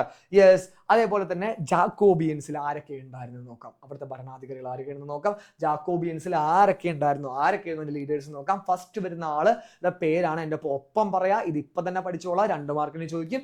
ആരാണ്? ഫസ്റ്റ് വരുന്ന ആളുടെ പേരാണ് ഡാന്റൺ. അതേപോലെ സെക്കൻഡ് ഹെബർട്ട്, ദെൻ മറാത്ത്. ഇനി ഞാൻ പറയാൻ പോകുന്ന പേര് ഇത്തിരി സീനാണ്ടാ. കൂട്ടത്തിലെ കൊമ്പൻ ലീഡർ, ദ മാസ്റ്റർ ബ്രെയിൻ, ഏറ്റവും ഡേഞ്ചറസ് ആയിട്ടുള്ള ആള് റോബസ്പിയർ. ആരാണ്? റോബസ്പിയർ. അപ്പോ ഈ ഫ്രാൻസ് പിന്നീട് ഭരിക്കാനായിട്ട് തുടങ്ങിയത് ആരാണ്? ഈ ജാക്കോബിയൻസ് ആണ്. ജാക്കോബിയൻസിൽ മെയിൻ ആയിട്ട് ഉണ്ടായിരുന്ന ആൾക്കാരാണ് Danton, Hebert, Maratha and Robespierre. അപ്പൊ മെയിൻ ആയിട്ട് ഇവർ എന്താണ് കണ്ണി കണ്ട എല്ലാ നോബിൾസിനെയും പ്രീസ്റ്റിനെയും അതേപോലെ തന്നെ കിങ്ങിന് സപ്പോർട്ട് ചെയ്യുന്ന ആൾക്കാരെയൊക്കെ പിടിച്ചെന്താണ് ഇവർ ജയിലിൽ കൊണ്ടിട്ടു. അതേപോലെ തന്നെ എന്താണ് ഇവർ ചതിയന്മാരാണ്, ട്രൈറ്റേഴ്സ് ആണ് എന്ന് പറഞ്ഞുകൊണ്ട്, അതായത് രാജ്യദ്രോഹികളാണ് എന്ന് പറഞ്ഞുകൊണ്ടാണ് മെയിൻ ആയിട്ട് ഇവരെ കൊണ്ടുപോയി ജയിലിലിടുന്നത്. അപ്പൊ ഈ കിങ്സിനെയും അതേപോലെ നോബിൾസിനെയും പ്രീസ്റ്റിനെയൊക്കെ കൊണ്ടുപോയി ജയിലിലിട്ട് ചവിട്ടി കൂട്ടി. അങ്ങനെ ജയിലിൽ നിറഞ്ഞ് കവിഞ്ഞു. ഓക്കെ. അപ്പൊ എന്ത് ചെയ്തു? ജയിലിൽ നിറഞ്ഞ് കവിഞ്ഞില്ലേ, എന്തെങ്കിലും ചെയ്യണ്ടേ? അപ്പൊ ഈ ജാക്കോബിയൻസ് എന്ത് ചെയ്തെന്നറിയോ? അതിലൊരു 1500 പേരെ പിടിച്ചുകൊണ്ട് നമ്മുടെ പാരീസിലെ തെരുവിൽ കൊണ്ടുവന്നു. ഓക്കെ. അവിടെ വെച്ചിട്ട് എന്താണ് ഗില്ലറ്റിൻ എന്ന് പറഞ്ഞൊരു മെഷീൻ ഉണ്ട്. അതായത് മരക്കാർ അറബിക്കടലിലെ സിംഹം എന്ന് പറഞ്ഞ ഒരു പടം നിങ്ങൾ കണ്ടിട്ടുണ്ടെങ്കിൽ മോഹൻലാലിനെ കൊല്ലുന്നത് വെച്ചിട്ടാണ് ഗില്ലറ്റിൻ. ഓക്കെ. ഗില്ലറ്റിൻ വെച്ചുകൊണ്ട് എന്താണ്, അതായത് ഒരു മരത്തിന്റെ ഇവിടെ ഒരു ബ്ലേഡ് ആണ്. ആ ബ്ലേഡ് റിലീസ് ആയി കഴിഞ്ഞാൽ എന്താണ് നമ്മുടെ തല അറുത്തും. ആ ഒരു ഹോള് നമ്മുടെ തല കയറ്റി വെക്കും, ഒരു ബ്ലേഡ് ഉണ്ടാവും മരത്തിൽ ഘടിപ്പിച്ചിട്ടുള്ളത്. അത് റിലീസ് ആയി കഴിഞ്ഞാൽ എന്താ നമ്മുടെ തല അറുത്തുപോകും. അതാണ് ഗില്ലറ്റിൻ. അപ്പൊ ഗില്ലറ്റിൻ ഉപയോഗിച്ചുകൊണ്ട് ആരെ കൊന്നുകളയാണ്? ഈ 1500 പേരെ കൊന്നുകളയാണ്. അപ്പോൾ 1500 പേരെ കൊന്ന മാസം എന്ന് പറഞ്ഞാൽ സെപ്റ്റംബർ ആണ്. സെപ്റ്റംബർ മാസത്തിൽ 1500 പേരെ കൊന്നതായ കാരണം അതിനെ വിളിച്ച പേരാണ് സെപ്റ്റംബർ മസാക്കർ അല്ലെങ്കിൽ സെപ്റ്റംബർ കൂട്ടക്കൊല എന്ന് പറയുന്നത്. അപ്പൊ ഗില്ലറ്റിൻ ഉപയോഗിച്ചുകൊണ്ടാണ് അവിടെ ആൾക്കാരെ കൊന്നിരുന്നത്. ഓക്കെ. ഇനി വേറൊരു വിറ്റ് ഞാൻ പറഞ്ഞുതരാം. ഈ ഗില്ലറ്റിൻ ഉപയോഗിച്ചുകൊണ്ട് കൊന്ന് റോബസ്പിയറും ടീംസ് ഒക്കെ കൊന്ന് അവസാനം നാട്ടുകാർക്ക് മതിയായപ്പോ നാട്ടുകാർ എന്ത് ചെയ്തു? ഈ റോബസ്പിയറും ടീംസിനെ പിടിച്ച് ഇതിനകത്ത് കൊന്നു കളഞ്ഞു. ഇതാണ് പരിപാടി ഗില്ലറ്റിൻ കേട്ടോ. അപ്പോൾ മെയിൻ ആയിട്ട് September massacre and reign of terror, ഭീകരവാഴ്ചയും സെപ്റ്റംബർ കൂട്ടക്കൊലയിലും പറയുന്ന കാര്യങ്ങൾ ഒന്നുകൂടി ഞാൻ റിപ്പീറ്റ് ചെയ്ത് പറയാം. എൻ്റെ ഒപ്പം ഒന്ന് ശ്രദ്ധിച്ചെല്ലാവരും കേട്ട് ഫോളോ ചെയ്ത് പോവാ. 1792 മെയിൻ ആയിട്ട് ആരാണ് അധികാരത്തിൽ വരുന്നത്? നാഷണൽ അസംബ്ലി മാറി നാഷണൽ കൺവെൻഷൻ വരുന്നു. ദെൻ മെയിൻ ആയിട്ട് വരുന്നത് നാഷണൽ കൺവെൻഷൻ വന്നതിന് ശേഷം ലൂയി 16 പോയി കൊന്നുകളയുന്നു. ദെൻ എന്താ സംഭവിക്കുന്നത്? ഈ ലൂയി 16 കൊന്നതിന് ശേഷം നമ്മൾ കുറെ സംഭവങ്ങൾക്ക് ശേഷം നാഷണൽ കൺവെൻഷനിൽ ഒരു വിഭാഗം ഉണ്ടായിരുന്നു ജാക്കോബിയൻസ്. അവരായി പിന്നെ ഫ്രാൻസിന്റെ അധികാരികള്. ദെൻ ഈ ഓസ്ട്രിയ, ബ്രിട്ടൻ, റഷ്യ ഒക്കെ അവരെ ആക്രമിക്കാൻ വരുന്നു എന്ന് പറഞ്ഞുകൊണ്ട് അവരൊരു പുതിയൊരു കമ്മിറ്റി ഉണ്ടാക്കി. കമ്മിറ്റിയുടെ പേര് കമ്മിറ്റി ഓഫ് പബ്ലിക് സേഫ്റ്റി, പൊതുരക്ഷാ കമ്മിറ്റി. യെസ്. ദെൻ അതേപോലെ തന്നെ ഈ നമ്മുടെ ജാക്കോബിയൻസിന്റെ ലീഡേഴ്സിന്റെ പേര് നമ്മൾ പഠിച്ചു. Danton, Hebert, Marat, Robespierre. കൂടുതൽ ഡേഞ്ചറസ് ആൻഡ് ലീഡർ ആരാണ്? റോബസ്പിയർ ആണ്. ഇവര് കുറെ കണ്ണി കണ്ട നോബിൾസിനെ, പ്രീസ്റ്റിനെ, കിങ്ങിനെ സപ്പോർട്ട് ചെയ്യുന്ന ആൾക്കാരെയും രാജ്യദ്രോഹികളാണെന്ന് പറഞ്ഞുകൊണ്ട് ജയിലിൽ കൊണ്ടുപോയിട്ടു. അവിടെ ചവിട്ടിക്കൂട്ടി ജയിലിൽ ഇങ്ങനെ നിറഞ്ഞ് വന്നപ്പോൾ ഒരു 1500 പേരെ പിടിച്ചുകൊണ്ട് പാരീസിലെ സ്ട്രീറ്റിലേക്ക് കൊണ്ടുവന്നു. അവിടെ വെച്ചെന്താണ് ഇവരെ അങ്ങ് വെട്ടിപ്പായിട്ട് അങ്ങ് കൊന്നുകളഞ്ഞു. ഓക്കെ. അപ്പൊ സെപ്റ്റംബർ മാസം നടന്ന കൊലയായത് കാരണം, അല്ലെങ്കിൽ ഈ ഒരു പരിപാടി സെപ്റ്റംബർ മാസമാണ് ഇവരെ കൊന്നുകളയുന്നത്, അതായത് കാരണം ഇതിനെ വിളിച്ച പേരാണ് സെപ്റ്റംബർ മസാക്കർ അല്ലെങ്കിൽ സെപ്റ്റംബർ കൂട്ടക്കൊല. അപ്പൊ ഇവരെ കൊല്ലാനായിട്ട് ഉപയോഗിച്ച ആ ഒരു ഉപകരണം അല്ലെങ്കിൽ ഇൻസ്ട്രുമെന്റ് അല്ലെങ്കിൽ ആ ഒരു യന്ത്രത്തിന്റെ പേരാണ് ഗില്ലറ്റിൻ എന്ന് പറയുന്നത്. അപ്പോൾ ഈ റോബസ്പിയറിന്റെ ടീംസും എന്താണ് ഇവര് ഈ ഗില്ലറ്റിൻ ഉപയോഗിച്ചാണ് എല്ലാവരും കൊന്നുകളഞ്ഞത്. അപ്പൊ അവസാനം നാട്ടുകാർക്ക് മതിയായപ്പോ എന്താ നാട്ടുകാർ ഇവരെ ഈ റോബസ്പിയറിനെയും ടീംസിനെയും ഗില്ലറ്റിനിട്ട് തന്നെ കൊന്നു കളഞ്ഞു എന്നാണ് പറയുന്നത്. ഇതാണ് നമ്മുടെ reign of terror and September massacre എന്ന് പറയുന്നത്. ഇനി നെക്സ്റ്റ് നമ്മുടെ ഫ്രാൻസിൽ പുതിയൊരു സമിതി ഭരിക്കാനായിട്ട് വരികയാണ്. അപ്പോൾ 1795 പുതിയൊരു ഭരണസമിതി വരുന്നത്. ഓക്കെ. അപ്പോൾ അവര് 5 പേരടങ്ങുന്ന കമ്മിറ്റി ആയിരുന്നു. അവരെ വിളിച്ച പേരാണ് എന്ത്? ഡയറക്ടറി. ഇതാണ് ഡയറക്ടറി എന്ന് പറയുന്നത്. അപ്പോൾ ഫ്രാൻസിൽ ഈ റോബസ്പിയർ ഒക്കെ മരിച്ചു കഴിഞ്ഞതിന് ശേഷം 1795 പുതിയൊരു ടീം ഭരിക്കാൻ വരികയാണ്. അവരുടെ പേരാണെന്ത്? ഡയറക്ടറി. എന്താണ്? ഡയറക്ടറി. അവർ എത്ര പേരുണ്ടായിരുന്നു? 5 പേരുണ്ടായിരുന്നു. പക്ഷെ വിറ്റ് എന്താന്ന് പറഞ്ഞു കഴിഞ്ഞാൽ ഇവരെന്താ? കറപ്ഷൻ, അഴിമതി, മിസ്മാനേജ്മെന്റ്, അതായത് കൊടുകാര്യസ്ഥത, അതായത് ഒരു ഉത്തരവാദിത്തം ഇല്ലാതെയാണ് ആര് ഭരിച്ചിരുന്നേ? ഇവർ ഭരിച്ചിരുന്നേ. അത് കാരണം എന്താണ്? ജനങ്ങൾ നേരെ ഇവരെടുത്ത് പുറത്താക്കി ഡയറക്ടറി തകർന്ന് വീണു. ഇതിനുശേഷമാണ് നമ്മുടെ ഫ്രാൻസ് കണ്ട ഏറ്റവും ശക്തനായിട്ടുള്ള ഭരണാധികാരി വരുന്നത് നെപ്പോളിയൻ. നെപ്പോളിയന്റെ കഥ ഞാൻ അവിടെ പറയാം. വെയിറ്റ്, അതിക്ക് മുമ്പ് നമുക്ക് ഫ്രാൻസിലെ ഫ്രഞ്ച് റെവല്യൂഷന്റെ കോൺസിക്വൻസസ് അല്ലെങ്കിൽ റിസൾട്ട്, അനന്തരഫലങ്ങൾ പഠിക്കാം. അപ്പൊ ഇത് സെറ്റായെന്ന് വിചാരിക്കുന്നു. 1895 നമ്മുടെ റോബസ്പിയർ ഒക്കെ മരിച്ചതിനൊക്കെ ശേഷം പുതിയൊരു ഭരണഘടന അല്ലെങ്കിൽ പുതിയൊരു ഭരണസമിതി അവിടെ വരികയാണ്. അപ്പൊ അതിൽ 5 പേരുണ്ടായിരുന്നു. അപ്പൊ മെയിൻ ആയിട്ട് എന്താണ് അതിനെ വിളിച്ച പേര്? ഡയറക്ടറിയാണ്. അവർ ഇതേപോലെ അഴിമതി ഒരുപാട് കാര്യങ്ങളൊക്കെ ചെയ്തുകൊണ്ട് അവരെ പിടിച്ച് നാട്ടുകാർ പുറത്താക്കി. അങ്ങനെ അവിടെ ഡയറക്ടറി വീണു. ഫ്രാൻസിൽ ഭരിക്കാൻ ആരുമില്ല. അതിനുശേഷം ആരാണ് വരുന്നത്? നെപ്പോളിയൻ. അതിന് മുമ്പ് നമുക്ക് ഒരു കാര്യം പഠിക്കാം. എന്താണ്? Consequences of the French revolution. French വിപ്ലവത്തിന്റെ അനന്തരഫലങ്ങളാണ്. ഓക്കെ, സിമ്പിൾ ആയിട്ട് പഠിക്കാം. First point, the collapse of feudalism. അതായത് ഫ്രഞ്ച് വിപ്ലവത്തിന്റെ ഏറ്റവും പ്രകടമായ ഫലം എന്താണ്? ഫ്രാൻസിലെ ഫ്യൂഡലിസത്തിന്റെ തകർച്ചയാണ്. ഫ്യൂഡലിസം തകർന്നു പോയി, ഫ്യൂഡലിസം ഇല്ലാണ്ടായി പോയി. അറിയാലോ, ഫ്യൂഡലിസം അലമ്പ് പരിപാടിയാണ് അല്ലെ, ഈ ജന്മിത്തമാണ്, അത് ഇല്ലാണ്ടായി പോയി. Then the laws of the old regime disappeared with the revolution. അതായത് റെവല്യൂഷൻ മെയിൻ ആയിട്ട് ഈ റെവല്യൂഷൻ കൊണ്ട് ഈ പഴയ നിയമങ്ങൾ ഉണ്ടായിരുന്നല്ലോ, ആർക്കും വേണ്ടാത്ത ആവശ്യമില്ലാത്ത നിയമങ്ങൾ, അതങ്ങ് ഇല്ലാണ്ടായി. അതൊക്കെ എല്ലാവരും അടുത്ത് ദൂരെ കളഞ്ഞു എന്നാണ് പറയുന്നത്. Then the land owned by the church became the property of the middle class. അതായത് സഭയുടെ കൈവശം ഉണ്ടായിരുന്ന ഭൂമി ഇടത്തരക്കാരുടെ കൈവശമായി തീർന്നു. നമ്മുടെ ചർച്ചിനിൽ ഒരുപാട് ഭൂമി ഉണ്ടായില്ലേ, അത് ആരുടെ കയ്യിലോട്ട് പോയി? മിഡിൽ ക്ലാസിന്റെ കയ്യിലോട്ട് പോയി. അതായത് ഇടത്തരക്കാരെ, നമ്മുടെ കോമൺസിന്റെ കയ്യിലോട്ട് പോയി എന്നാണ് പറയുന്നത്. കോമൺസിൽ മിഡിൽ ക്ലാസ് വരുമല്ലോ, അപ്പൊ അവരുടെ കയ്യിലോട്ട് പോയി. Then the land under the nobles were confiscated and all kinds of benefits were abolished. അതായത് മെയിൻ ആയിട്ട് ഈ പറഞ്ഞ നോബിൾസിന്റെ കയ്യിൽ ഉണ്ടായിരുന്ന ലാൻഡ്, അവർ കുറെ പിടിച്ചു വെച്ചിരുന്ന ലാൻഡ് കോൺഫിസ്കേറ്റ് ചെയ്തു, അതായത് കണ്ടുകെട്ടി എന്ന് പറയുന്നു. അതേപോലെ തന്നെ all kinds of benefits were abolished. അവർക്ക് ഉണ്ടായിരുന്ന എല്ലാ തരം ആനുകൂല്യങ്ങളും നിർത്തലാക്കി. നോബിൾസിന് ഒരുപാട് ആനുകൂല്യങ്ങൾ ഉണ്ടായി, നിർത്തലാക്കി എന്നാണ് പറയുന്നത്. ഇതെല്ലാം അണ്ടർലൈൻ ചെയ്തോ, ഇറ്റ്സ് വെരി ഇമ്പോർട്ടന്റ്. ഇത് എക്സാമിന് ചോദിക്കാൻ ചാൻസ് ഉള്ള മറ്റൊരു ക്വസ്റ്റൻ ആണ് 4 മാർക്കിന്. അപ്പൊ ഇത്രയും മനസ്സിലായെന്ന് വിചാരിക്കുകയാണ്. Then with the introduction of a unified system of weights and measures the inaccuracy in weights and measures ended. അതായത് ഏകീകൃത അളവ് തൂക്ക സമ്പ്രദായം നടപ്പിലാക്കിയതോടെ അളവ് തൂക്കങ്ങളിലെ കൃത്യതയില്ലായ്മ അവസാനിച്ചു എന്നാണ് പറയുന്നത്. അതായത് ഫ്രാൻസിൽ മുമ്പ് വെയ്റ്റ് ആൻഡ് മെഷർ സിസ്റ്റം, അളവ് തൂക്കത്തിൽ പല കൃത്രിമം ഉണ്ടായിരുന്നു. ഓക്കെ, പിന്നെ ഈ റെവല്യൂഷന് ശേഷം യൂണിഫൈഡ് ഒരൊറ്റ വെയിറ്റ് ആൻഡ് മെഷർ സിസ്റ്റം അല്ലെങ്കിൽ അളവ് തൂക്ക സമ്പ്രദായമാക്കി മാറ്റി എന്നാണ് പറയുന്നത്. ഓക്കെ, അത് മാർക്ക് ചെയ്തോ, ഇമ്പോർട്ടന്റ് പോയിന്റ് ആണ്. Then the concept of the nation in its full sense came into being after the French revolution. രാഷ്ട്രം എന്ന സങ്കല്പം അതിന്റെ പൂർണ്ണമായ അർത്ഥത്തിൽ നിലവിൽ വന്നത് എന്തിനു ശേഷമാണ്? ഫ്രഞ്ച് വിപ്ലവത്തിന് ശേഷമാണ്. ഒരു രാഷ്ട്രം എന്നാൽ എന്താ? ഒരുപാട് കാര്യങ്ങളുണ്ട്. അത് ശരിക്കും സെൻസിൽ വന്നത്, സങ്കല്പം വന്നത് എന്തിനു ശേഷം? ഫ്രഞ്ച് റെവല്യൂഷന് ശേഷമാണ്. അതേപോലെ തന്നെ ഫ്രാൻസിൽ മെയിൻ ആയിട്ട് ഈ റെവല്യൂഷന് ശേഷം വന്നൊരു കാര്യം, ഫ്രാൻസ് എന്ന പോലെ ജോഗ്രഫിക്കൽ എക്സ്പ്രഷൻ അല്ല, അതായത് ഒരു ഭൂപ്രദേശം മാത്രമല്ല. ഫ്രാൻസ് എന്ന് പറഞ്ഞാൽ എൻറ്റയർ പീപ്പിൾ ആണ്, അതായത് ജനത ഒന്നാകെയാണ് എന്നൊരു ആശയം എന്തിനു ശേഷമാണ് വന്നത്? നമ്മുടെ ഫ്രഞ്ച് റെവല്യൂഷന് ശേഷമാണ് വന്നത് എന്ന് പറയുന്നുണ്ട്. അതേപോലെ തന്നെ അതിനൊരു ഫ്രഞ്ച് റെവല്യൂഷൻ ഒരു മെയിൻ കോൺട്രിബ്യൂഷൻ ആയിരുന്നു എന്താ?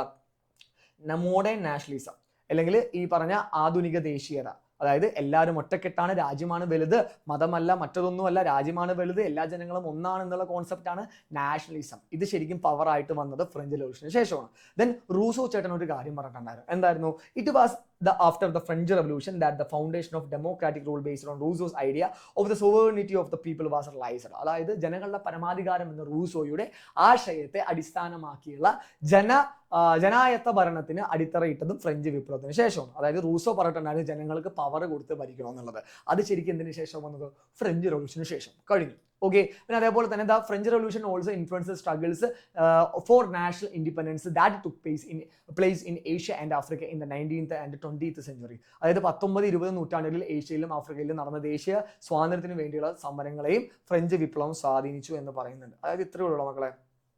അതായത് ഫ്രഞ്ച് റെവല്യൂഷൻ എന്ന് പറഞ്ഞു കഴിഞ്ഞാൽ മദർ ഓഫ് ഓൾ റെവല്യൂഷൻ, വിപ്ലവങ്ങളുടെ മാതാവ് എന്നാണ് അറിയപ്പെടുന്നത്. ഈ റെവല്യൂഷൻ കാരണം പല സ്ഥലങ്ങളിലും ഇൻസ്പയർഡ് ആയിട്ട്, ഇൻഫ്ലുവൻസ്ഡ് ആയിട്ട് റെവല്യൂഷൻസ് ഉണ്ടായിട്ടുണ്ട്. അപ്പോൾ ഏഷ്യയിലും ആഫ്രിക്കയിലൊക്കെ എന്താണ് 19th 20th സെഞ്ചുറിയിലൊക്കെ ഒരുപാട് റെവല്യൂഷൻസ് ഫ്രഞ്ച് റെവല്യൂഷൻ കാരണം ഉണ്ടായിട്ടുണ്ട് എന്നാണ് പറയുന്നത്. ഇതാണ് കോൺസിക്വൻസസ്. ഈ കോൺസിക്വൻസസ് എല്ലാ കുഞ്ഞുമക്കളും സെറ്റായിട്ട് പഠിച്ചു വെച്ചിരിക്കുക. ഒരു 5-6 പോയിന്റ് പഠിച്ചു വെച്ചാൽ മതി. ഓക്കെ, സെറ്റാണല്ലോ. It's very important. ഫ്യൂഡലിസം തകർന്നു പോയി, പഴയ നിയമങ്ങൾ എടുത്ത് മാറ്റി. ദെൻ എന്താണ്? മിഡിൽ ക്ലാസിന്റെ കയ്യിലേക്ക് ഭൂമിയൊന്നും ആരുടെ കയ്യിൽ നിന്ന്? നമ്മുടെ ചർച്ചിന്റെ കയ്യിൽ നിന്ന്, ദെൻ അതേപോലെ നോബിൾസിന്റെ എല്ലാ ഭൂമികളും കണ്ടുകെട്ടി അവരെ ബെനിഫിറ്റ്സ് ആനുകൂല്യങ്ങളൊക്കെ എടുത്തു മാറ്റി, ദെൻ പുതിയ ഒരു വെയിറ്റ് ആൻഡ് മെഷർ സിസ്റ്റം കൊണ്ടുവന്നു. ദെൻ എന്താണ് ഒരു നാഷൻ എന്ന് പറഞ്ഞാൽ അതിന്റെ ഫുൾ സെൻസിൽ വന്നത് ഫ്രഞ്ച് റവല്യൂഷന് ശേഷമാണ്. ദെൻ ഫ്രാൻസ് ഒരു ജോഗ്രഫിക്കൽ എക്സ്പ്രഷൻ അല്ല, എൻ്റയർ പീപ്പിൾ മൊത്തം ജനതയാണ്. ദെൻ ഫ്രാൻസിൽ മെയിൻ ആയിട്ട് ഫ്രഞ്ച് റവല്യൂഷൻ വഴി വന്നൊരു കോൺട്രിബ്യൂഷൻ ആണ് മോഡേൺ നാഷണലിസം അല്ലെങ്കിൽ ആധുനിക ദേശീയത. അതേപോലെ ഈ റൂസോ പറഞ്ഞ സോവറിനിറ്റി ഓഫ് ദ പീപ്പിൾ, പീപ്പിൾസിന് പരമാധികാരം പവർ കൊടുത്ത് ഭരിക്കാൻ പറഞ്ഞത്, അതൊരു ശരിക്കും എഫക്റ്റീവ് ആയിട്ട് വന്നത് ഫ്രഞ്ച് റവല്യൂഷന് ശേഷമാണ്. ദെൻ എന്താണ് ഫ്രഞ്ച് റവല്യൂഷൻ കാരണം പല സ്ഥലങ്ങളിൽ ഇൻഫ്ലുവൻസ് സ്വാധീനം ചെലുത്തി, അല്ലെങ്കിൽ സ്വാധീനം ഫ്രഞ്ച് റവല്യൂഷന് കിട്ടിക്കൊണ്ട് പല സ്ഥലങ്ങളിലും ഒരുപാട് റവല്യൂഷൻസ് നടന്നിട്ടുണ്ട്. അതെവിടെയൊക്കെയാണ്?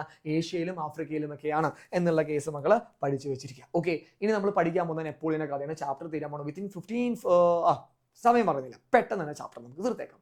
അപ്പൊ റീഫോംസ് ഓഫ് ദ നെപ്പോളിയൻ ആണ് നമ്മൾ നെക്സ്റ്റ് ഇനി ഇവിടെ പഠിക്കാനായിട്ട് പോകുന്നത്. അപ്പൊ നെപ്പോളിയൻ എന്ന് പറഞ്ഞു കഴിഞ്ഞാൽ പൊക്കം കുറഞ്ഞൊരു മനുഷ്യനാണ്, ഭയങ്കര കഴിവുള്ള, അതായത് ഭയങ്കര പവർഫുൾ ആയിട്ടുള്ള മനുഷ്യനാണ്. അപ്പോൾ ഫ്രാൻസിൽ എന്താണ് ഈ ഡയറക്ടറൊക്കെ തകർന്ന് ഭയങ്കര വിഷയമായപ്പോൾ ജനങ്ങൾ എന്താണ് ഭയങ്കര രീതിയിൽ അക്രമാസക്തരായി. അപ്പോൾ അവരെ നിയന്ത്രിക്കാൻ മിലിറ്ററി വന്നു. മിലിറ്ററിയിൽ ആ സമയത്തുള്ള കമാൻഡർ ആയിരുന്നു നമ്മുടെ നെപ്പോളിയൻ ശരിക്കും പറഞ്ഞാൽ സ്വന്തം ഇഷ്ടപ്രകാരമാണ് ഫ്രാൻസിൽ ഭരണം ഏറ്റെടുക്കുന്നത്. വിത്ത് ജനങ്ങളുടെ സപ്പോർട്ടും ഉണ്ടായിരുന്നു, ജനങ്ങൾ അദ്ദേഹത്തിന് ഇഷ്ടമായിരുന്നു. അദ്ദേഹവും ഒരു ഓട്ടോക്രാറ്റിക് ആയിട്ടുള്ള സ്വേച്ഛാധിപത്യ ഭരണാധികാരിയായിരുന്നു. സ്വന്തം കാര്യം നോക്കി സ്വന്തം ഇഷ്ടത്തിന് പ്രവർത്തിക്കുന്ന ആളായിരുന്നു, പക്ഷേ ജനങ്ങൾക്ക് വേണ്ടി കാര്യങ്ങൾ ചെയ്യുമായിരുന്നു. അപ്പോൾ നെപ്പോളിയൻ ഇവിടെ വന്നപ്പോൾ മൂന്ന് പേരടങ്ങുന്ന ഒരു കോൺസ്യൂൾ, എന്താണ് മക്കളെ, ഒരു കോൺസൽ അല്ലെങ്കിൽ ഒരു കമ്മിറ്റി എവിടെ കൊണ്ടുവന്നു? ഫ്രാൻസിൽ കൊണ്ടുവന്നു. അതിൽ പ്രധാനപ്പെട്ട കോൺസ്യൂൾ ആരായിരുന്നു? നമ്മുടെ നെപ്പോളിയൻ ചേട്ടനായിരുന്നു എന്നാണ് പറയുന്നത്. യെസ്, ഈ നെപ്പോളിയൻ കൊണ്ടുവന്ന റീഫോംസ്, പരിഷ്കാരങ്ങൾ, very very very important. Star ചെയ്തോ, എക്സാമിന് ചോദിച്ചിരിക്കും. ഓക്കെ, റീഫോംസ് പരിഷ്കാരങ്ങളെ പഠിക്കാൻ പോകുന്നതിൽ ഫസ്റ്റ് വരുന്നതാണ് ലീഗൽ റീഫോംസ്, നിയമ പരിഷ്കാരങ്ങൾ. ദെൻ കോൺകോർഡറ്റ്, ഇതെന്താണെന്ന് പറയാം. Then educational reforms, then economic reforms, then military reforms. Okay, first legal reforms ആണ്. നെപ്പോളിയൻ പഴയ നിയമങ്ങളൊക്കെ എടുത്ത് ചവിട്ടിക്കൂട്ടി കളഞ്ഞ് എന്താണ് പുതിയ കുറേ നിയമങ്ങൾ കൊണ്ടുവന്നു. ഓക്കെ, അതിനെ വിളിച്ച പേരാണ് നെപ്പോളിയനിക് കോഡ്. ഓക്കെ, പഴയ കുറെ ഫ്യൂഡൽ ലോസ്, അതായത് പഴയ ഈ പറഞ്ഞ ക്ലെർജിയുടെ നോബിൾസിന്റെ ഒക്കെ ഇഷ്ടത്തിന് ഉണ്ടാക്കിയ ലോസ് ഒക്കെ എടുത്ത് മാറ്റി നെപ്പോളിയൻ ചേട്ടൻ കൊണ്ടുവന്ന പുതിയ ലോസിനെ വിളിച്ച പേരാണ് നെപ്പോളിയനിക് കോഡ്. ഓക്കെ, മാർക്ക് ചെയ്തോ. അതേപോലെ തന്നെ equality and religious freedom were recognised, അതായത് സമത്വവും മതസ്വാതന്ത്ര്യം ഇവിടെ വന്നു, നമ്മുടെ ഫ്രാൻസിൽ വന്നു എന്നാണ് പറയുന്നത്. എല്ലാവർക്കും ഇക്വാലിറ്റി വന്നു, അതേപോലെ എല്ലാ റിലീജിയൻസിനും നല്ല ഫ്രീഡം വന്നു എന്നാണ് പറയുന്നത്. അപ്പൊ ഫസ്റ്റ് ലീഗൽ റിഫോംസിൽ പരിഷ്കാരങ്ങൾ പഠിക്കാനുള്ളത് ഇപ്പൊ തന്നെ പഠിച്ചു പോവാ. പഴയ നിയമങ്ങളൊക്കെ എടുത്തു മാറ്റി നെപ്പോളിയൻ കൊണ്ടുവന്ന നിയമങ്ങളാണ്, അതിനെ വിളിച്ച പേരാണ് നെപ്പോളിയനിക് കോഡ്. അപ്പൊ ഇതുവഴി എല്ലാവർക്കും ഇക്വാലിറ്റി, തുല്യത കിട്ടി. ദെൻ റിലീജിയസ് ഫ്രീഡം, എല്ലാ റിലീജിയൻസിനും ഇമ്പോർട്ടൻസും സ്വാതന്ത്ര്യം കിട്ടി എന്നാണ് പറയുന്നത്. ദെൻ കോൺകോർഡറ്റ്, അതായത് നെപ്പോളിയൻ ചേട്ടനും നമ്മുടെ നെപ്പോളിയനും അതേപോലെ പോപ്പ്, അതായത് നമ്മുടെ ഈ പറഞ്ഞ കാത്തോലിക് ചർച്ചിന്റെ ഏറ്റവും ഹൈ പൊസിഷനിൽ ഇരിക്കുന്ന ആളെ വിളിക്കുന്ന പേരാണ് പോപ്പ്. അപ്പോൾ പോപ്പും നെപ്പോളിയനും കൂടി ഒപ്പിട്ട എഗ്രിമെന്റിനെ വിളിച്ച പേരാണെന്ത്? കോൺകോർഡറ്റ്. എന്റെ പുറകെ പറഞ്ഞ കോൺകോർഡറ്റ്. നെപ്പോളിയനും പോപ്പും കൂടി ഒപ്പിട്ട എഗ്രിമെന്റ്, കരാറിന്റെ പേരാണ് കോൺകോർഡറ്റ്. അപ്പോൾ ഇത് പ്രകാരം കാത്തോലിക് ചർച്ചിന്റെ ഫ്രീഡം എന്താണ്? തിരികെ വന്നു. അതായത് ഫ്രഞ്ച് റവല്യൂഷൻ സമയത്ത് ഇവരുടെ ഫ്രീഡം ഒക്കെ നാഷണൽ അസംബ്ലി തള്ളിക്കളഞ്ഞിട്ടുണ്ടായിരുന്നു. അപ്പോൾ ഈ എഗ്രിമെന്റ് പ്രകാരം കാത്തോലിക് ചർച്ചിന് എന്താണ്? ഫ്രീഡം തിരിച്ചു കിട്ടി, സ്വാതന്ത്ര്യം തിരിച്ചു കിട്ടി, പുനഃസ്ഥാപിച്ചു എന്ന് പറയുന്നു. Then other religious groups were also granted freedom. മറ്റു മതവിഭാഗങ്ങളിൽപ്പെട്ടവർക്ക് പ്രവർത്തന സ്വാതന്ത്ര്യം അനുവദിച്ചെന്ന് പറയുന്നുണ്ട്. അപ്പോൾ പോപ്പും നെപ്പോളിയനും കൂടെ ഒപ്പിട്ട ആ ഒരു എഗ്രിമെന്റിന്റെ പേര് കോൺകോർഡറ്റ് എന്നാണ്. അത് പ്രകാരം ഏത് ചർച്ചിനാണ് സ്വാതന്ത്ര്യം കിട്ടിയത്? കാത്തോലിക് ചർച്ചിനാണ്. ദെൻ പല റിലീജിയസ് ഗ്രൂപ്പ്സിനും ഇത് പ്രകാരം ഫ്രീഡം, സ്വാതന്ത്ര്യം കിട്ടിയെന്നാണ് പറയുന്നത്. ദെൻ എഡ്യൂക്കേഷണൽ റീഫോംസ്, വിദ്യാഭ്യാസ പരിഷ്കാരങ്ങളാണ് പറയുന്നത്. Okay, steps were taken to universalize education, വിദ്യാഭ്യാസം സാർവത്രികമാക്കാനുള്ള നടപടികൾ കൈക്കൊണ്ടു. അതായത് ഒന്നുമില്ല, വിദ്യാഭ്യാസം എല്ലാവരിലേക്ക് എത്തിക്കാനുള്ള ഒരുപാട് സ്റ്റെപ്സ് ഇതിനകത്ത് എടുത്തു എന്ന് പറയുന്നുണ്ട്. Then government run school called lycee were established, അതായത് നെപ്പോളിയൻ ഒരു സ്കൂൾ കൊണ്ടുവന്നു, ഗവൺമെന്റിന്റെ കീഴിലുള്ള സ്കൂളിന്റെ പേരാണ് ലൈസി, ലിസെ എന്ന് മലയാളത്തിൽ പറയും. മാർക്ക് ചെയ്തോ, ഇമ്പോർട്ടൻറ്റ്. ഓക്കെ, അതേപോലെ തന്നെ മെയിൻ ആയിട്ട് ഇതിന്റെ പ്രധാനപ്പെട്ട എയിം എന്ന് പറയുന്നത്, ഗോൾ എന്ന് പറഞ്ഞാൽ was to produce educated people for government service and the army, സർക്കാർ സർവീസിലേക്കും സൈന്യത്തിലേക്കും ആവശ്യമുള്ള വിദ്യാസമ്പന്നരെ സൃഷ്ടിക്കുകയായിരുന്നു ഇതിന്റെ ലക്ഷ്യം. ഓക്കെ, അതായത് ഈ പറഞ്ഞ ലൈസി വഴി ആൾക്കാരെ പഠിപ്പിച്ച് സർക്കാർ ഗവൺമെന്റിലേക്ക് ആൾക്കാർ ജോലിക്ക് എടുക്കുക, മിലിറ്ററിയിലേക്ക് ആൾക്കാരെ ജോലിക്ക് എടുക്കുക, ഇതാണ് പ്രധാനമായിട്ട് ഒരു ഉദ്ദേശിക്കുന്നത്. കാരണം പഠിപ്പുള്ള ആൾക്കാരെ വന്നിട്ട് കാര്യമുള്ളൂ. Then next, a national university system called University of France was established. അതായത് ഒരു പുതിയൊരു നാഷണൽ യൂണിവേഴ്സിറ്റി സിസ്റ്റം, അതായത് ഒരു ദേശീയ സർവകലാശാല സമ്പ്രദായം അവിടെ കൊണ്ടുവന്നു. അതിനെ വിളിച്ച പേരാണ് university of France. Okay, university of France already ഉണ്ടായിരുന്നതാണ്, അത് നമ്മുടെ നെപ്പോളിയൻ എസ്റ്റാബ്ലിഷ് ചെയ്താണ്, പുനഃസ്ഥാപിക്കുകയാണ് ചെയ്തത്.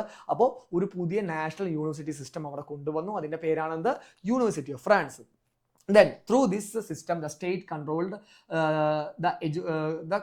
the country's education. അപ്പോൾ ഈ സംവിധാനത്തിലൂടെ എന്താണ് രാജ്യത്തെ വിദ്യാഭ്യാസ രംഗത്തെ നിയന്ത്രിച്ചു. അതായത് ഈ university system, university of France പ്രകാരമാണ് പ്രധാനമായിട്ടും എന്ത് വന്നത്? രാജ്യത്ത് കംപ്ലീറ്റ് എഡ്യൂക്കേഷന് ഒരു കൺട്രോൾ വന്നത് എന്നാണ് പറയുന്നത്. അപ്പോൾ എഡ്യൂക്കേഷൻ റിഫോംസിൽ ഈ എഡ്യൂക്കേഷനിൽ ഒരുപാട് സ്റ്റെപ്സ് കൊണ്ടുവന്നു. എന്തിനാ? ഇതിനൊന്ന് യൂണിവേഴ്സിലേക്കാനായിട്ട്, അതായത് എല്ലാവരിലേക്ക് എത്തിക്കാനായിട്ട്. പിന്നെ ഗവൺമെന്റിന്റെ പുതിയ സ്കൂൾ വന്നു, ലിസൈ എന്ന് മലയാളത്തിൽ പറയും. ഇതിന്റെ പ്രധാനപ്പെട്ട എയിം എന്ന് പറഞ്ഞു കഴിഞ്ഞാൽ ആൾക്കാർക്ക് വിദ്യാഭ്യാസം കൊടുത്ത് ഗവൺമെന്റ് സർവീസിലും ആർമിയിലും കയറ്റാനായിരുന്നു പ്രധാനപ്പെട്ട പരിപാടി. പഠിപ്പുള്ള ആൾക്കാരെ വന്നിട്ടേ കാര്യമുള്ളൂ. ദെൻ മെയിൻ ആയിട്ടുള്ള നെക്സ്റ്റ് പോയിന്റ്, ഒരു പുതിയ ഒരു യൂണിവേഴ്സിറ്റി സിസ്റ്റം കൊണ്ടുവന്നു, അതിന്റെ പേര് യൂണിവേഴ്സിറ്റി ഓഫ് ഫ്രാൻസ് എന്നാണ്. ദെൻ അതുവഴി ആ രാജ്യത്തെ കംപ്ലീറ്റ് വിദ്യാഭ്യാസം എന്താണ്? നിയന്ത്രിച്ചു എന്നാണ് പറയുന്നത്. ദെൻ എസ്റ്റാബ്ലിഷ്ഡ്, പോട്ടെ ഇത് സെറ്റ് അല്ലേ. ഈ നെക്സ്റ്റ് റീഫോംസ് വരുന്നത് എക്കണോമിക് റീഫോംസ് ആണ്, സാമ്പത്തിക പരിഷ്കാരങ്ങൾ. അപ്പോൾ ഫ്രാൻസിൽ എല്ലാവരും പണം നല്ല രീതിയിൽ കൃത്യമായിട്ട് ഉപയോഗിക്കാനും പണത്തിന് മൂല്യം നഷ്ടപ്പെട്ടു പോകാണ്ടിരിക്കാനും പുതിയൊരു ബാങ്ക് കൊണ്ടുവന്നു. ആ ബാങ്കിന്റെ പേരാണ് ബാങ്ക് ഓഫ് ഫ്രാൻസ്. ഇതാണ് bank of France and implemented a unified currency system. Bank of France സ്ഥാപിക്കുകയും ഏകീകൃത കറൻസി സംവിധാനം നടപ്പിലാക്കുകയും ചെയ്തു എന്ന് പറയുന്നുണ്ട്. അപ്പോൾ ഫ്രാൻസിലെ എക്കണോമിക് റീഫോംസ്, സാമ്പത്തിക പരിഷ്കാരങ്ങളുടെ ആ ഒരു ഭാഗമായിട്ട് ഫ്രാൻസിൽ എന്ത് കൊണ്ടുവന്നു? ബാങ്ക് ഓഫ് ഫ്രാൻസ്, അതായത് പുതിയൊരു ബാങ്ക് കൊണ്ടുവന്നു. അതുവഴി യൂണിഫൈഡ് കറൻസി സിസ്റ്റം, അതായത് ഏകീകൃത കറൻസി, ഒറ്റ കറൻസി സിസ്റ്റം കൊണ്ടുവന്നു എന്നാണ് പറയുന്നത്. ദെൻ മിലിറ്ററി റീഫോംസ്, സൈനിക പരിഷ്കാരങ്ങൾ. ഇപ്പോൾ ഇത് കണ്ടുകൊണ്ടിരിക്കുന്ന പല ആൾക്കാരും എന്താണ് NCCയിലേക്കുള്ള ആൾക്കാരുണ്ടാവും. അപ്പോൾ അതിനകത്ത് ബറ്റാലിയൻസ് ഇല്ലേ മക്കളെ, 22, 23 എന്നൊക്കെ പറഞ്ഞ ബറ്റാലിയൻസ് ഇല്ലേ? അതേപോലെ തന്നെ നമ്മുടെ നെപ്പോളിയൻ മിലിറ്ററിനെ കുറച്ചുകൂടി സെറ്റപ്പ് ആക്കാൻ വേണ്ടി കൊണ്ടുവന്നതാണ് എന്ത്? ബറ്റാലിയൻസ്. ഓക്കെ, കുറെ ബറ്റാലിയൻസ് ആക്കി എന്തിനെ തിരിച്ചു? നമ്മുടെ മിലിറ്ററിനെ തിരിച്ചു. അല്ലെങ്കിൽ ഫ്രാൻസിൽ മിലിറ്ററി ഉണ്ടായിരുന്നല്ലോ, അവരെ പല പല ബറ്റാലിയൻസ് ആക്കി പല പല പർപ്പസിന് വേണ്ടി തിരിച്ചു എന്നാണ് പറയുന്നത്. അതാണ് സൈനിക പരിഷ്കാരങ്ങളിൽ വരുന്നത്. അപ്പോൾ നമ്മളെല്ലാ റീഫോംസും പഠിച്ചു കഴിഞ്ഞു. ലീഗൽ പഠിച്ചു, കോൺകോർഡേറ്റ് പഠിച്ചു, എഡ്യൂക്കേഷണൽ റിഫോം പഠിച്ചു, എക്കണോമിക് പഠിച്ചു, മിലിറ്ററി പഠിച്ചു. എല്ലാം ക്ലിയർ ആയി എന്ന് വിശ്വസിക്കുകയാണ്. It's very important. ഈ നെക്സ്റ്റ് ആണ് കോണ്ടിനെന്റൽ വ്യവസ്ഥ. എല്ലാവരും ശ്രദ്ധിച്ചോ. ഈ നെപ്പോളിയന്റെ മെയിൻ പരിപാടി എന്ന് വെച്ച് കഴിഞ്ഞാൽ യുദ്ധം ചെയ്യുക. യുദ്ധം ചെയ്ത് ഓരോ രാജ്യങ്ങൾ വെട്ടിപ്പിടിക്കുക. അപ്പോൾ നമ്മുടെ ഓസ്ട്രിയ, പ്രൂഷ്യ, ഇതൊക്കെ നെപ്പോളിയൻ എന്താ യുദ്ധം ചെയ്ത് വെട്ടിപ്പിടിച്ച രാജ്യങ്ങളാണ്. അപ്പോൾ യുദ്ധം ചെയ്ത് വെട്ടിപ്പിടിക്കുമ്പോൾ എന്താണെന്നറിയോ? നെപ്പോളിയൻ ഫ്രാൻസിനൊപ്പം ഇതിനെ കൂട്ടിച്ചേർത്തുകൊണ്ട് ഫ്രാൻസിന്റെ ഭൂപടം വലുതാക്കി വരയ്ക്കും. ഇതായിരുന്നു മെയിൻ പരിപാടി. അപ്പോൾ ഈ നെപ്പോളിയന്റെ മെയിൻ ശത്രുവായിരുന്നു ആര്? ബ്രിട്ടൻ മെയിൻ എതിരാളിയായിരുന്നു പുള്ളിയുടെ. ബ്രിട്ടനെ ഒന്നും ചെയ്യാൻ പുള്ളിക്ക് പറ്റിയിരുന്നില്ല. അപ്പോൾ ഒരുപാട് പ്ലാൻസ് എന്താ ബ്രിട്ടനെ തകർക്കാനായിട്ട് നോക്കി. പക്ഷേ വിഷയം എന്ന് വെച്ച് കഴിഞ്ഞാൽ ബ്രിട്ടൻ എന്താണ്? വളരെ പവർഫുൾ ആയിട്ടുള്ള രാജ്യമായിരുന്നു. നേവൽ പവർ, അതായത് ഈ നാവിക സേന അവിടെ ഭയങ്കര എന്താണ്? ടോപ്പായിരുന്നു. കപ്പലും കാര്യങ്ങളൊക്കെ ആയിട്ട് അവിടെ ഭയങ്കര ടോപ്പായിട്ടുള്ള നേവൽ പവർ ഉള്ളത് കാരണം ഈ ബ്രിട്ടനെ തൊടാൻ പോലും ആർക്ക് പറ്റിയിരുന്നില്ല? നെപ്പോളിയന് പറ്റിയിരുന്നില്ല എന്നാണ് പറയുന്നത്. അപ്പോൾ അതിന് വേണ്ടി പുള്ളി നൈസായിട്ടൊരു സിസ്റ്റം കൊണ്ടുവന്നു. അതായത് ബ്രിട്ടനെ തകർക്കാനുള്ള സിസ്റ്റം കൊണ്ടുവന്നു. അതിൻ്റെ പേരാണ് കോണ്ടിനെന്റൽ സിസ്റ്റം, അല്ലെങ്കിൽ കോണ്ടിനെന്റൽ വ്യവസ്ഥ. ഇത് പ്രകാരം ഫ്രാൻസുമായിട്ട് ബന്ധപ്പെട്ട ഒരു രാജ്യങ്ങളും ഒരു നേഷൻസും ആരുമായിട്ട് കച്ചവടം ചെയ്യാൻ പാടില്ല, ബ്രിട്ടനായിട്ട് കച്ചവടം ചെയ്യാൻ പാടില്ല. ഈ വ്യവസ്ഥയെ വിളിച്ച പേരെന്താണ്? Continental system. അപ്പോൾ ഫ്രാൻസ് ബന്ധമുള്ള, ഫ്രാൻസിന്റെ കൺട്രോളിലുള്ള ഒരു രാജ്യങ്ങളും എന്തിനായിട്ട് ആരായിട്ട് കച്ചവടം ചെയ്യാൻ പാടില്ല? ബ്രിട്ടനായിട്ട് കച്ചവടം ചെയ്യാൻ പാടില്ല. ഇത് പ്രകാരം ഫ്രാൻസിന്റെ അധീനതയിലുള്ളതോ അല്ലെങ്കിൽ ഫ്രാൻസുമായി സൗഹൃദത്തിലുള്ളതോ ആയ രാജ്യങ്ങളെ ബ്രിട്ടനുമായുള്ള വ്യാപാരത്തിൽ നിന്ന് വിലക്കി എന്നാണ് പറയുന്നത്. Yes, set. ഇനി നെപ്പോളിയൻ എന്താണ് ഈ കോണ്ടിനെന്റൽ സിസ്റ്റം കൊണ്ടുവന്നെങ്കിലും ഇതിൽ പുള്ളിക്ക് വിജയം കൈവരിക്കാനായിട്ട് കഴിഞ്ഞില്ല എന്ന് പറയുന്നുണ്ട്. പുള്ളി എന്താണ് കംപ്ലീറ്റ് സക്സസ് അതിൽ കൊണ്ടുവരാൻ പുള്ളിക്ക് കഴിഞ്ഞില്ല. അപ്പോൾ മെയിനായിട്ട് എന്താണ് ബ്രിട്ടൻ ഇത് അറിഞ്ഞ് ബ്രിട്ടൻ ആകെ സീനാക്കി നെപ്പോളിയനായിട്ട് എന്താണ് കുറേ യുദ്ധങ്ങൾ എന്താണ് തുടങ്ങി എന്നാണ് പറയുന്നത്. ചെറിയ യുദ്ധം മുതൽ വലിയ യുദ്ധത്തിൽ വരെ അത് അവസാനിച്ചു. അങ്ങനെ നെപ്പോളിയനെ എല്ലാവരും കൂടി, അതായത് ബ്രിട്ടൻ്റെ ഒപ്പം ഈ അമേരിക്ക, ഓസ്ട്രേലിയ പോലുള്ള പല രാജ്യങ്ങളുണ്ടായിരുന്നു, അവരൊക്കെ കൂടി ചേർന്ന് നെപ്പോളിയൻ ഒരു വലിയ യുദ്ധത്തിൽ തോൽപ്പിക്കുകയാണ്. ആ യുദ്ധത്തിന്റെ പേരാണ് ബാറ്റിൽ ഓഫ് വാട്ടർലൂ യുദ്ധം. ഏത് വർഷമാണ് നടന്നത്? 1815. ഇതോടുകൂടി നെപ്പോളിയൻ എന്താണ് തോറ്റ് ഫ്രാൻസ് വിട്ടു പോവുകയാണ് ഗൈസ്. ഓക്കെ, ഇതാണ് കോണ്ടിനെന്റൽ സിസ്റ്റം വഴി ഉണ്ടായ പ്രശ്നം. അപ്പൊ നെപ്പോളിയൻ ബ്രിട്ടനെ തകർക്കാനായിട്ട് കൊണ്ടുവന്ന സിസ്റ്റമാണ് കോണ്ടിനെന്റൽ സിസ്റ്റം. അതുവഴി ഫ്രാൻസ് ആയിട്ട് ബന്ധമുള്ള, ഫ്രാൻസിന്റെ കീഴിലുള്ള ഒരു രാജ്യങ്ങളും ബ്രിട്ടനുമായിട്ട് ട്രേഡ് കച്ചവടം ചെയ്യാനായിട്ട് പാടില്ല. പക്ഷേ ഇത് കൊണ്ടുവന്നെങ്കിലും നെപ്പോളിയൻ ഇത് ഫുള്ള് സക്സസ് ആക്കി മാറ്റാൻ പറ്റില്ല. ബ്രിട്ടനായിട്ട് ഒരുപാട് യുദ്ധങ്ങൾ തുടങ്ങി വെച്ചു. അങ്ങനെ ഏറ്റവും അവസാനം ബാറ്റിൽ ഓഫ് വാട്ടർലൂ യുദ്ധം 1815 നടന്നതാണ്. ഇതിൽ വെച്ച് നെപ്പോളിയനെ തകർത്ത് ഇല്ലാണ്ടാക്കി കളയാണ്. കുറെ രാജ്യങ്ങളുടെ സപ്പോർട്ട് നമ്മുടെ ബ്രിട്ടൻ ഉണ്ടായി. അതോടുകൂടി നെപ്പോളിയൻ വീണപ്പോൾ ഫ്രാൻസും വീണു. നെപ്പോളിയൻ വീണപ്പോൾ ഫ്രാൻസും വീണു. അങ്ങനെ എല്ലാ രാജ്യങ്ങളും കൂടി ചേർന്ന് ഈ നെപ്പോളിയനൊക്കെ തോപ്പിച്ച രാജ്യങ്ങൾ കൂടി ചേർന്ന് ഒരു സമ്മേളനം, ഒരു കമ്മിറ്റി കൂടിയാണ്. എവിടെ വെച്ചിട്ടാണ്?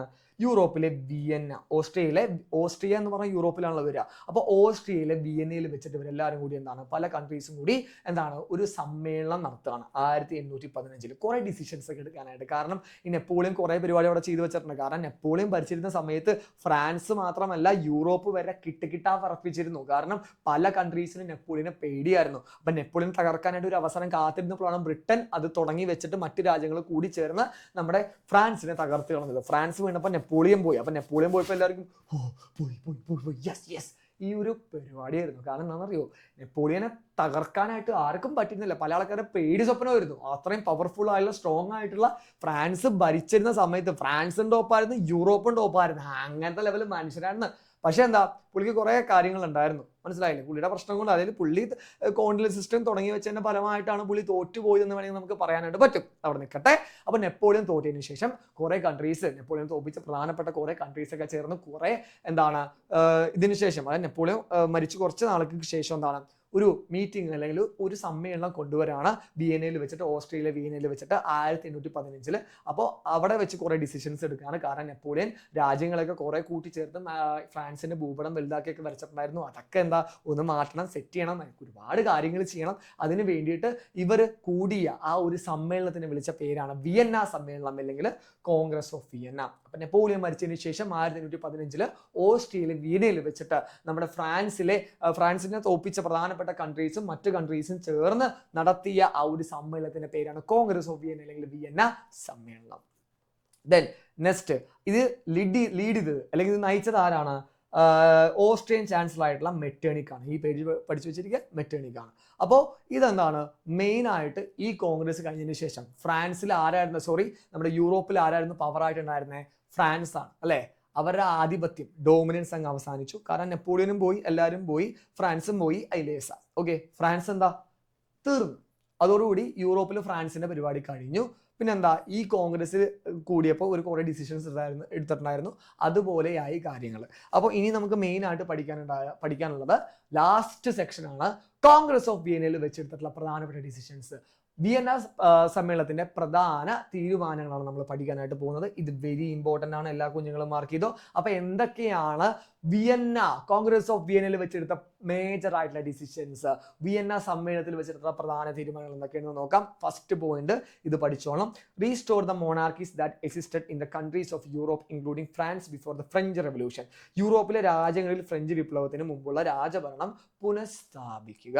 അപ്പോൾ ഫ്രഞ്ച് വിപ്ലവത്തിന് മുമ്പ് ഉണ്ടായിരുന്ന രാജഭരണം എവിടെയൊക്കെ ഉണ്ടായിരുന്നു? നമ്മുടെ ഫ്രാൻസിലും യൂറോപ്പിലും ഉണ്ടായിരുന്നു. ഫ്രഞ്ച് വിപ്ലവം കഴിഞ്ഞപ്പോൾ അതൊക്കെ ഇല്ലാണ്ടായി. രാജഭരണത്തിൽ ഒന്നുമില്ല, സാധാരണക്കാർ ഭരിക്കും, അങ്ങനെയായിരുന്നു.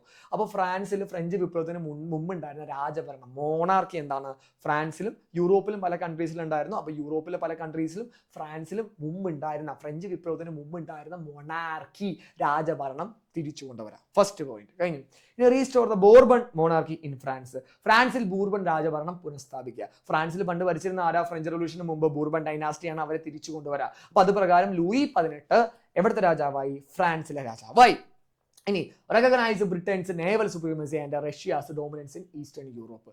അതായത് ബ്രിട്ടൻ നേവിയിൽ സൂപ്പറാണെന്ന് അംഗീകരിക്കുക. അതേപോലെ റഷ്യക്ക് എവിടെ ഡോമിനൻസ്, ആധിപത്യം കൊടുക്കുക, പവർ കൊടുക്കുക? ഈസ്റ്റേൺ യൂറോപ്പ്, കിഴക്കൻ യൂറോപ്പിൽ കൊടുക്കുക. അപ്പോൾ ബ്രിട്ടന്റെ നാവിക മേധാവിത്വം, റഷ്യയുടെ കിഴക്കൻ യൂറോപ്പിലെ ആധിപത്യവും അംഗീകരിക്കുക.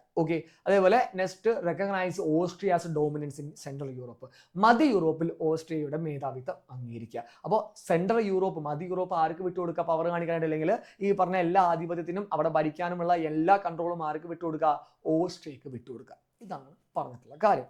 അപ്പോൾ സാർ ഒന്നുകൂടി റിപ്പോർട്ട് ചെയ്യാം, റിപ്പോർട്ട് എന്നൊക്കെ റിപ്പീറ്റ് ചെയ്യാം. ഫസ്റ്റ് പോയിന്റ് എന്താണ്? മേജർ ഡിസിഷൻസിൽ വരുന്ന കോൺഗ്രസ് ഓഫ് വിയന്നയിലെ വിയന്ന സമ്മേളനത്തിലെ വരുന്നത് ഈ ഫ്രഞ്ച് റവല്യൂഷന് മുമ്പ് ഉണ്ടായിരുന്ന യൂറോപ്പിലും ഫ്രാൻസിൽ മുമ്പുണ്ടായിരുന്ന മോണാർക്കി രാജഭരണം തിരിച്ചു കൊണ്ടുവരാം. ദെൻ എന്താണ് ബൂർബോൺ മോണാർക്കി, ഫ്രാൻസിൽ ബൂർബോൺ മോണാർക്കിനെ തിരിച്ചു കൊണ്ടുവരാം. അതായത് ബൂർബോൺ രാജഭരണം എന്താ ഫ്രാൻസിൽ തിരിച്ചു കൊണ്ടുവരാം. അത് പ്രകാരം ലൂയി 18 രാജാവായി. അത് പഠിക്കാനില്ല എക്സ്ട്രാ ഇൻഫോർമേഷൻ ആണ് അറിഞ്ഞിരിക്കുക.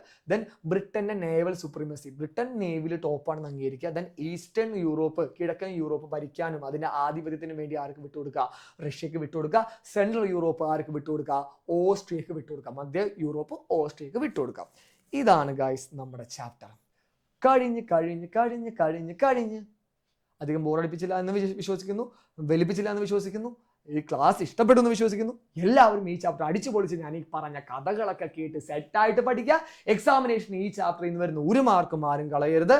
പവറായിട്ട് പഠിക്കുക. നിങ്ങൾക്ക് ഈ വീഡിയോ അല്ലെങ്കിൽ ഞാനിപ്പോൾ ഈ പറഞ്ഞ കാര്യങ്ങളൊക്കെ ഇഷ്ടപ്പെട്ടുവെങ്കിൽ മറ്റുള്ളവർക്ക് ഈ വീഡിയോ റെക്കമെൻഡ് ചെയ്യുക. നിങ്ങളുടെ കമൻസ് നിങ്ങൾ രേഖപ്പെടുത്തുക. സബ്സ്ക്രൈബ് ചെയ്യുക നമ്മുടെ ചാനൽ. എല്ലാവർക്കും വെരി വെരി ബെസ്റ്റ് വിഷസ് ഞാൻ എക്സാമിന് മുന്നോടിയായിട്ട് പറയാണ്.